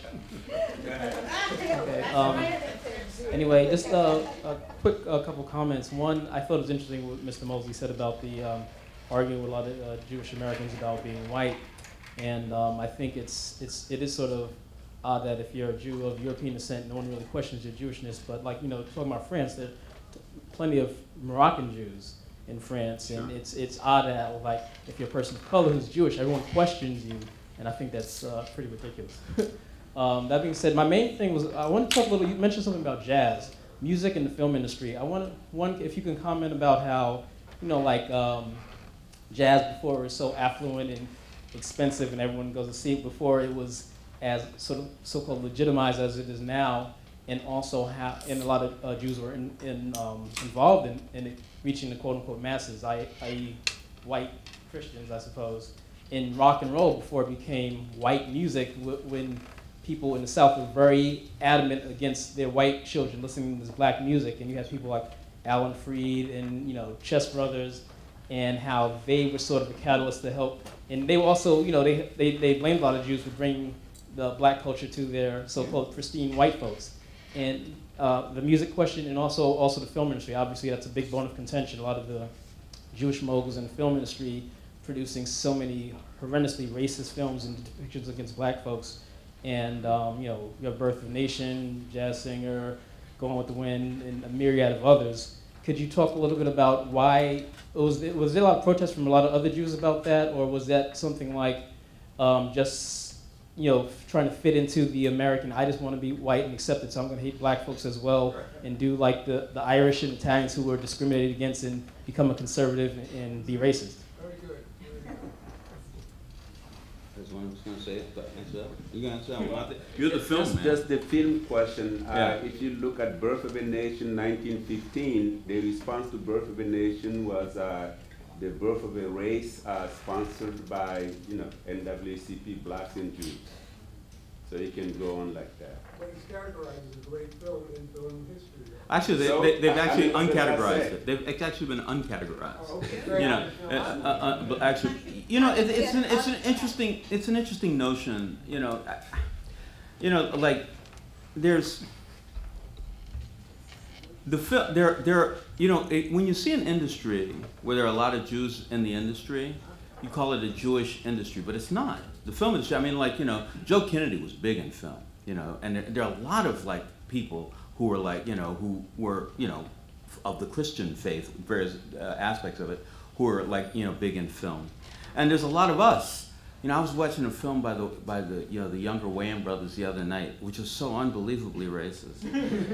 It's like, it's not like that we ourselves can't like do that. We do, because you see, I just like the idea that, because I want to get back to this other idea to address that. The idea that that there's privilege, it's true, but really there are systems. We're governed by systems. The only mistake that Marx makes in Capital is to like vilify Mr. Moneybags, because Mr. Moneybags also, he's just part of the system. If Mr. Moneybags all of a sudden says, well, I want to give child support to my female workers who have children, and whoever's competing against him doesn't do that, Mr. Moneybags goes out of business. So Mr. Moneybags has, everybody is in the system of capitalism. Capitalism is a system of profit. If you make those movies that you can, kind of sell and foist upon people, because a lot of people make really good, good political movies. Nobody ever goes out and sees them. People like to go out and see, because they're so frustrated in their everyday life in this world. They like that, and that people say, well, I'm going to make those movies because I'm going to make money off it. Black people do it, white people do it, Jews do it, Asians do it. Everybody does it. And so, like, I mean, there's still a problem, and the problem that you're pointing out, I say, yeah, we got to deal with that problem, but I don't think I can reduce it to it's a racial problem. It's a problem in capitalism. Inside capitalism, worried about where does the profit come from. If I get a profit by saying nigga on television, I'm gonna say nigga as many times as I can. That's what Tarantino does. He says, I'm gonna get this man to say nigga 142 times. I know unconsciously every young white man in America is gonna want to watch my movie, and they do. But it's like the problem actually is like, is following the money rather than trying to say, well, this race is doing it or that race is doing it. I don't see that, because I was watching that Wayans Brothers movie, man. My God, I was like, oh, it was so bad. But people like it, and they can sell it, and nobody complains. Do you believe that they're chosen because that is the type of... I think that they get involved in the system. I don't think that they're chosen. I actually think that they get involved in the system. They start making money, and once you start making money, people say, oh, he makes money. Tyler Perry makes money. Nobody believes in Tyler Perry, but Tyler Perry makes money. Like he's going to have power. and people are gonna follow his movies. And I'm not making any criticism about him one way or the other. But it's not like there's not like some secret cabal of people come out there and say, well, you know, I'm gonna allow this black person because they're gonna oppress these people. I said, I'm gonna choose this man because he's making money. It stops right there. It stops at profit. You know, and that's like, you know, I mean, we live in capitalism. We live in capitalism. Capitalism controls all of us. Is there more control in money? When Nicole, do you want to address the Capitalism. music question? Tu peux me résumer la Sur jazz, question? can you repeat the music question? Oh, just maybe just comment on how like a lot of people were sort of criticized the Jews that were sort of influential in quote unquote bringing that black music to the pristine white children. You know, with jazz and also like I said with rock and roll, people like Alan Freed, the DJ, Leonard Chess, the Chess Brothers, who would record a lot, you know, Muddy Waters, and it was a great backlash against a lot of the white Southerners about, you know, sort of bringing this music to their kids.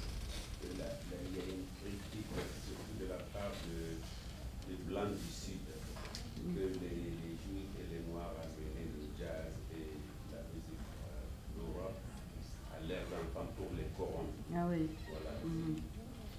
Et la question, c'est quoi? Des exemples? The question, you want examples or you want commentary? Just on like that? just comments on because it's Y a-t-il une dynamique entre Les Miserables et l'homme qui a monétisé le jazz, Benny Goodman, par exemple, se sentait un peu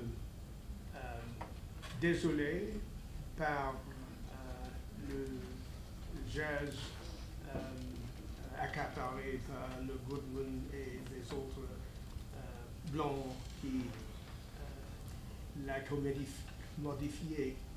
Oui, c'est surtout que... I'm going to try in English. Well, they were at the beginning in some jazz, what the jazz, how do you call that? Jazz clubs. Some of them, and Jazz Cafe Society, for example, there were both Jews, black musician and Jews musician playing together. There was no way in this jazz club where black musician and white musician, but in some of these they were together, mixed band playing together. So, and this was very important for the expand of the jazz. But in reaction, the white racists wanted to expel them, and for example, in Cafe Society, they put croix gammée. Cross. They wanted to expel them, Swastika. to expel them from the place, and they said that it was, of course, a corruption of everybody. That Of white culture, yeah. of white culture, Yeah. of course, Yeah. a subversion, and it, in a way, it was. It was, Of yeah, course, absolutely, sure. It was. Yeah. When the White Citizens Council said that, don't let your children listen to rock and roll because they're going to start drinking, having sex, and hanging out with black people. They were right, you know. I mean, you know, it's like they were very smart. You see, I think this question is very important because one of the things that we try to do is, bring the best people on a particular subject to you. And this is what I feel I have done here, and he asked the question. But if we just come with arrested, ideas, we're not gonna get anywhere. So please ask questions. Everything you're going to say have been said already in the 50s. Yeah, right. I swear. She has a question. So. It was great. Now I have a question. Would you care to comment on the changing nature of class in both Europe and the United States among the Jews, and how that impacted relations with African Americans beyond the talented 10? Good And what happened to the children of the civil rights activists and the 60s activists who perhaps became hedge fund managers? And we can expand that too with the class divide among black communities. Yes. In that I'm getting some. What? David, you want to go first? Saint David.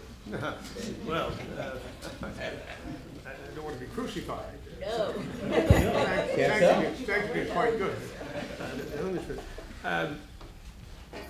You know, Du Bois, as he got bitter, as the civil rights movement got momentum, and there was an inverse relationship between the success of the civil rights movement, or the momentum of it, and Du Bois's unhappiness.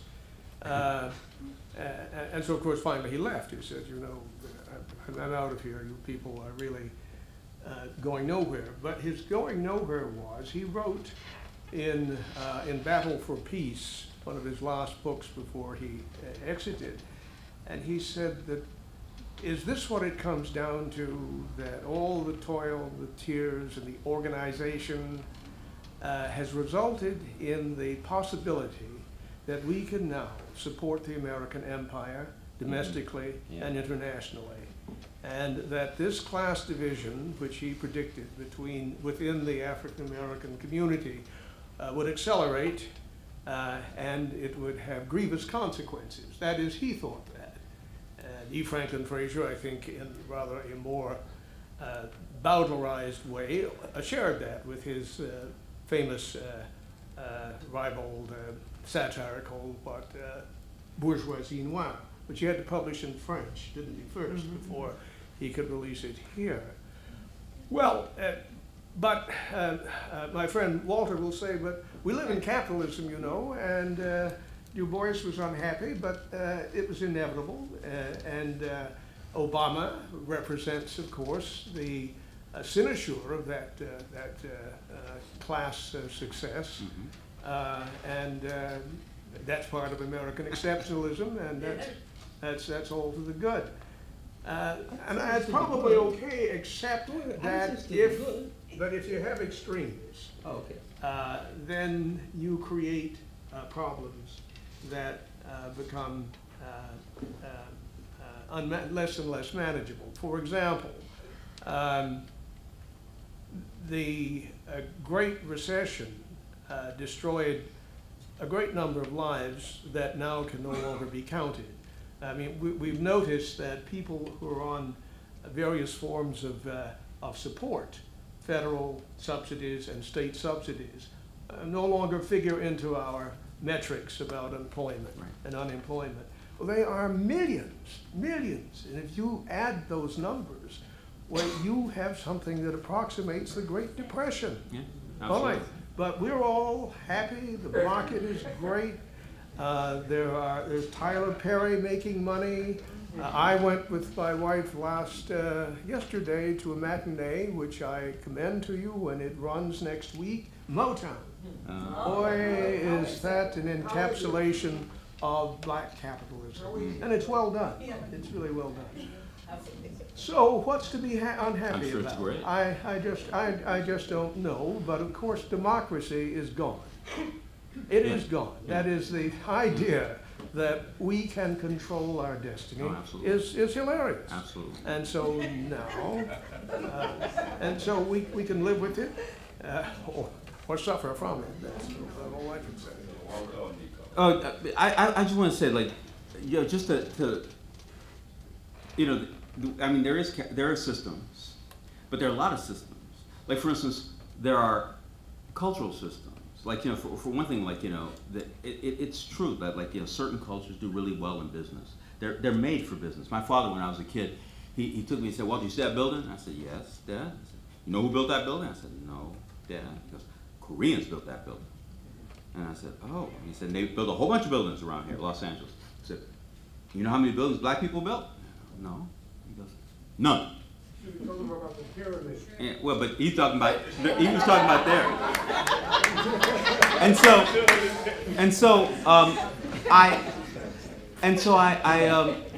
He said, like, these Koreans, they come, they live 20 in a room, and they share the rent, and they pool their money, and they all work at McDonald's, and they work at another McDonald's, and another McDonald's, and another, and they buy them, you know, and then they build this building. This is what my father was saying. One of the notions is that there are things inside your culture that allow you to do things that maybe other cultures don't allow you to do. And one of the things, though, about being Jewish is one of the parts of the culture is assimilation.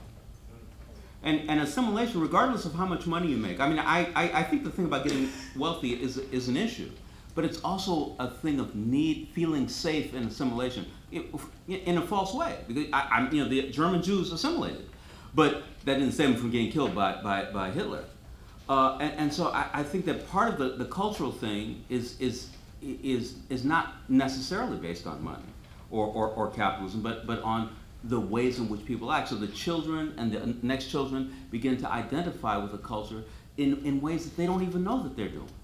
You know, so I because I feel a definite split from my mother's relatives and my cousins today, my Jewish cousins today. You know, the West Indian worked very hard too. Yeah, absolutely, absolutely. I happen to not be West Indian, but you got to admire. No, and I agree with that. There's all kinds of people that certainly, and there's a split between. There has been, I don't know if it is anymore. There has been a split between African Americans and people from the Caribbean, because a lot of times people say, well, listen, I'm working hard, I'm doing this. This is in my culture. This is the way I work, and you're not doing what I expect. But remember, they're always outsiders. Outsiders always see something that goes inside. Well, but I don't care why they see it. You know what I'm saying? I'm putting it in perspective. Okay. Rosewood tells Oklahoma African American. Can we get an answer to the same question and we come back to whomever wants to ask the question? Well, Just Let her talk. La question, c'est sur les générations suivantes, c'est ça? Voilà, les générations suivantes. En Amérique ou en En Europe? France. Well, I will answer about France. Well, in France, as you probably know, it's the Republic. Here, Republic has another meaning, but well, there is this idea that they are only citizens, no matter their origin, their religion, black, white, Jews, no, only citizens, and in principle they are all equals. In fact, they are not, of course. So the principle is great, the reality is not so great. And as I said, as the society must be colorblind, there are no.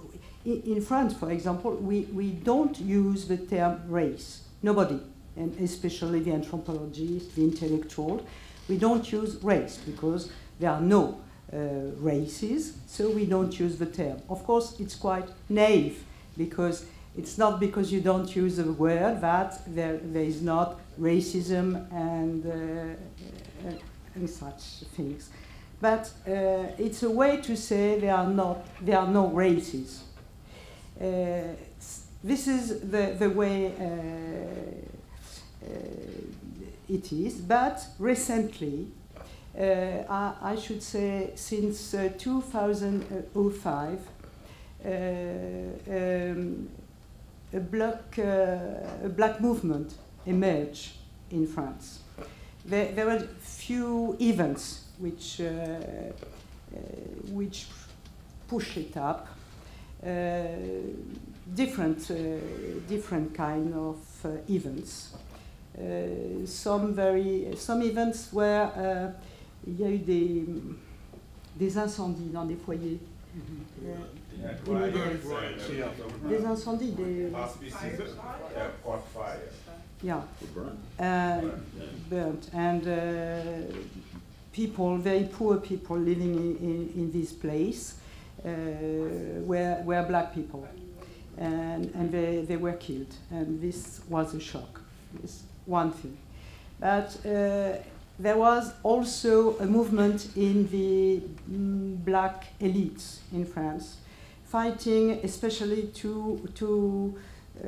against what we call le plafond vert, glass ceiling, especially in media, in TV show and so on. And this movement was expanding. And there was also another movement, but there were two. The first movement was against the poverty, these black people who were burnt. The second one was in elite fighting against this glass ceiling. But there was also at the same time a movement in people from West Indies, from Martinique and Guadeloupe, on the fact that slavery and trade slave was not recognized as a crime against humanity, was not in history books, was not taught, was not included in French history. And all these movements came together, and so this French society, who is colorblind and also blind to these problems, has to, in some way, to face it. And it was the creation of a movement which is called CRAN, Representative Council of Black Association, with also Jewish members in the council, I must say, who was quite publicized. So there is something new these days, these last years, about these questions. Concerning French Jews, I don't like to speak in general, but I must say that the majority is supporting Israel policy and is quite rightist.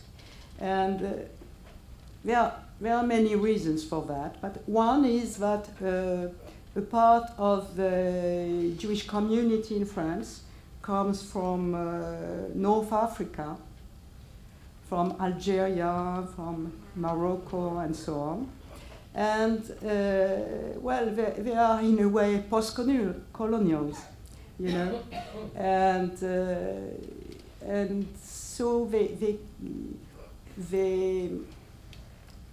project, well, they support Israel, but they also project their post-colonial ideas on the problem of Israel and Palestine, and also they have this idea of how we say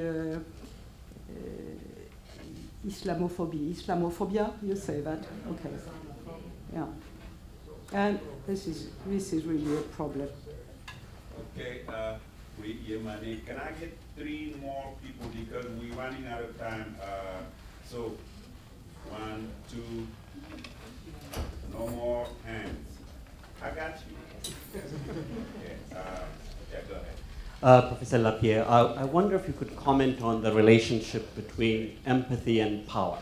For example, after the Holocaust, there was Nuremberg.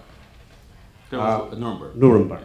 After, for example, Ethiopia was bombed, mustard gas, by Italy, the person who was the head, the general, Badoglio was his name, became, after the war, became the first prime minister of Italy.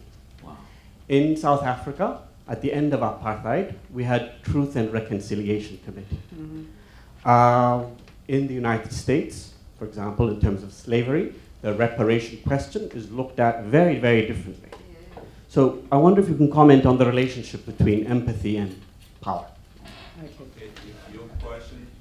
So, yes, My question was on other minorities, because I've had many discussions with Asian Americans, African Americans, and Indian Americans, and a lot of them seem to be jealous of both blacks and Jews, and I hate to engage in competition of victims here, but well, so for example, I was looking at the elections to join the board of directors of an alumni group of an Ivy League school, and all of them were black or Jewish. There was one Asian person, but running mostly on an LGBT platform. So there was no like non-black or Jewish or gay person running to join the alumni board. And in general, my friend also said, oh, of course there would be a black president before there would be an Asian or Indian president. And I said, how so? Why is that? Well, because blacks were the most victimized, so they're first in line.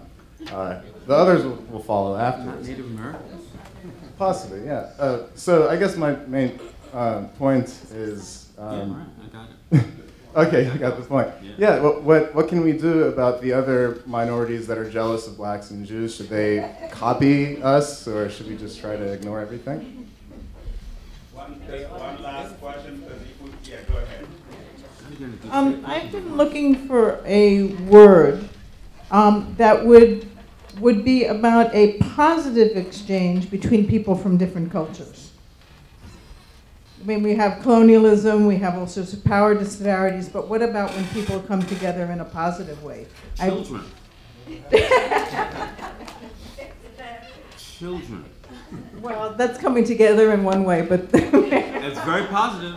It is. Well, Nicole will tell you about Gleason later, the relation, so she will tell you. So now we have the three, All right, right? are you happy? No more questions? No, you said three, Monty. So you asked him three. Now what do we do? I don't care. I don't care about that. All right, so Bill, that's all.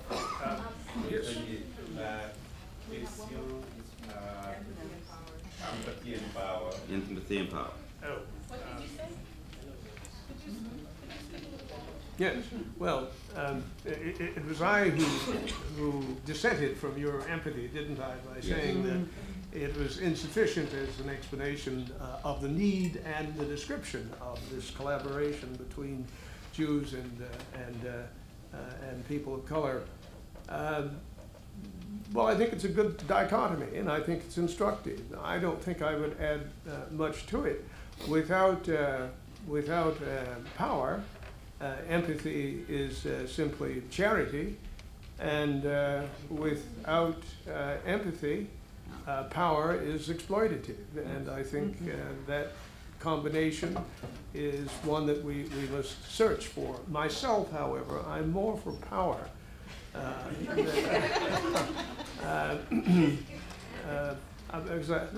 I think it's what we need to get things done. That really, it seems to me, should supervene the affective aspects of the interrelationship. I guess that's it, since we have two other questions to be responded to. I'm going to skip that question. Okay. Well, I do agree. I think empathy can't be a solution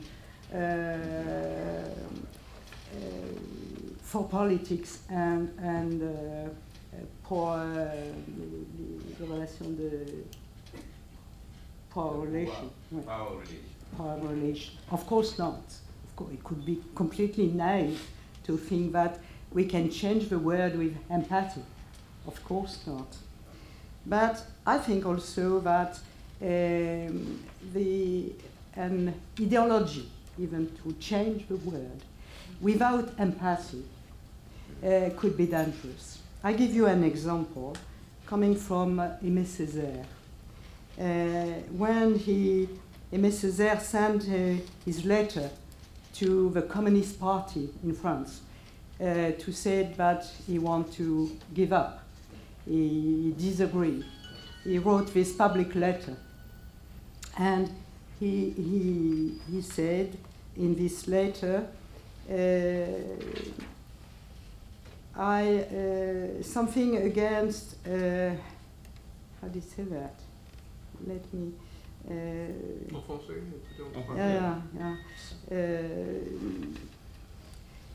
He said something about fraternalism. You know, he invented this word. And this was about the relationship between the PC, French PC, and the black world. And he said they were like a big brother taking us by the hand to show us the way. And we don't want this anymore. And this fraternalism was a kind, he used this word fraternalism as there is the word paternalism for the colonialist word, the white word, and so on. And so even if it was for the emancipation, this kind of ideology without comprehension and without empathy was something amour glacé. How you say that?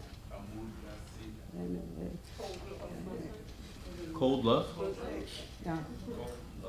Amour glacé. Amour glacé. Cold love? Amour glacé. Amour glacé is something. Frozen word? Yeah. Frozen love, she said. Frozen love. Frozen word. Frozen word.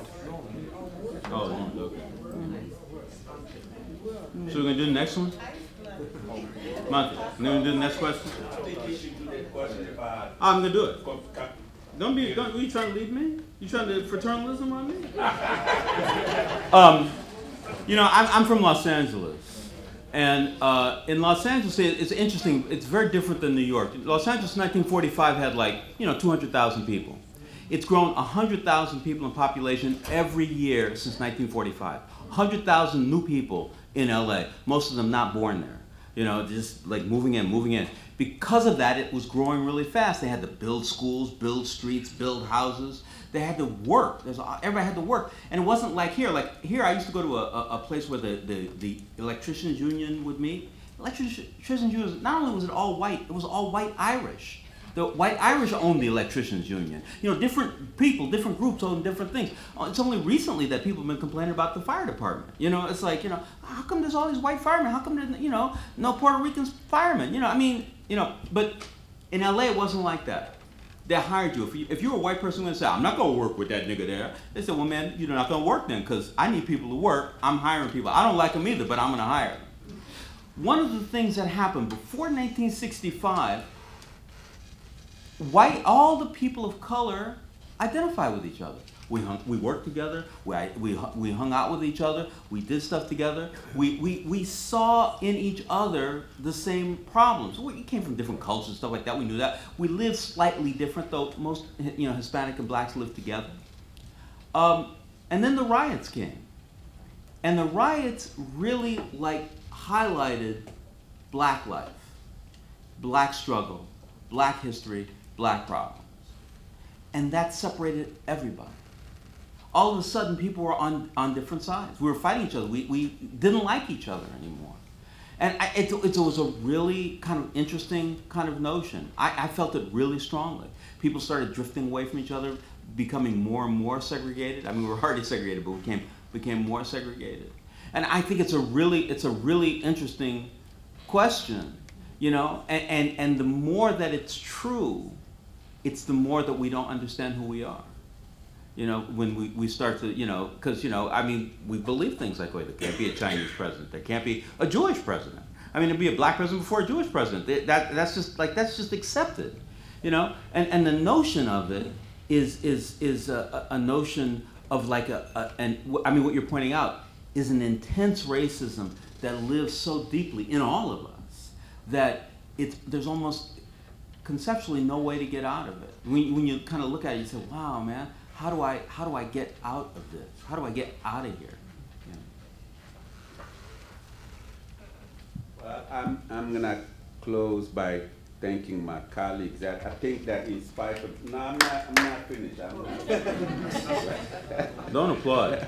No, because I really think that NYU, yes, they do spoil me, but I think they should bring somebody like Nicole to teach some of these ideas, some of this history and rich things that we have. And certainly if I have the power that people think I have, that's one of the things that I would do. That Big Brother would agree to come out of everything that you've been doing. I really, really appreciate that. You have the, I really appreciate that. Yeah. And also, I'm not brave. I just know that I have an audience here who will defend me.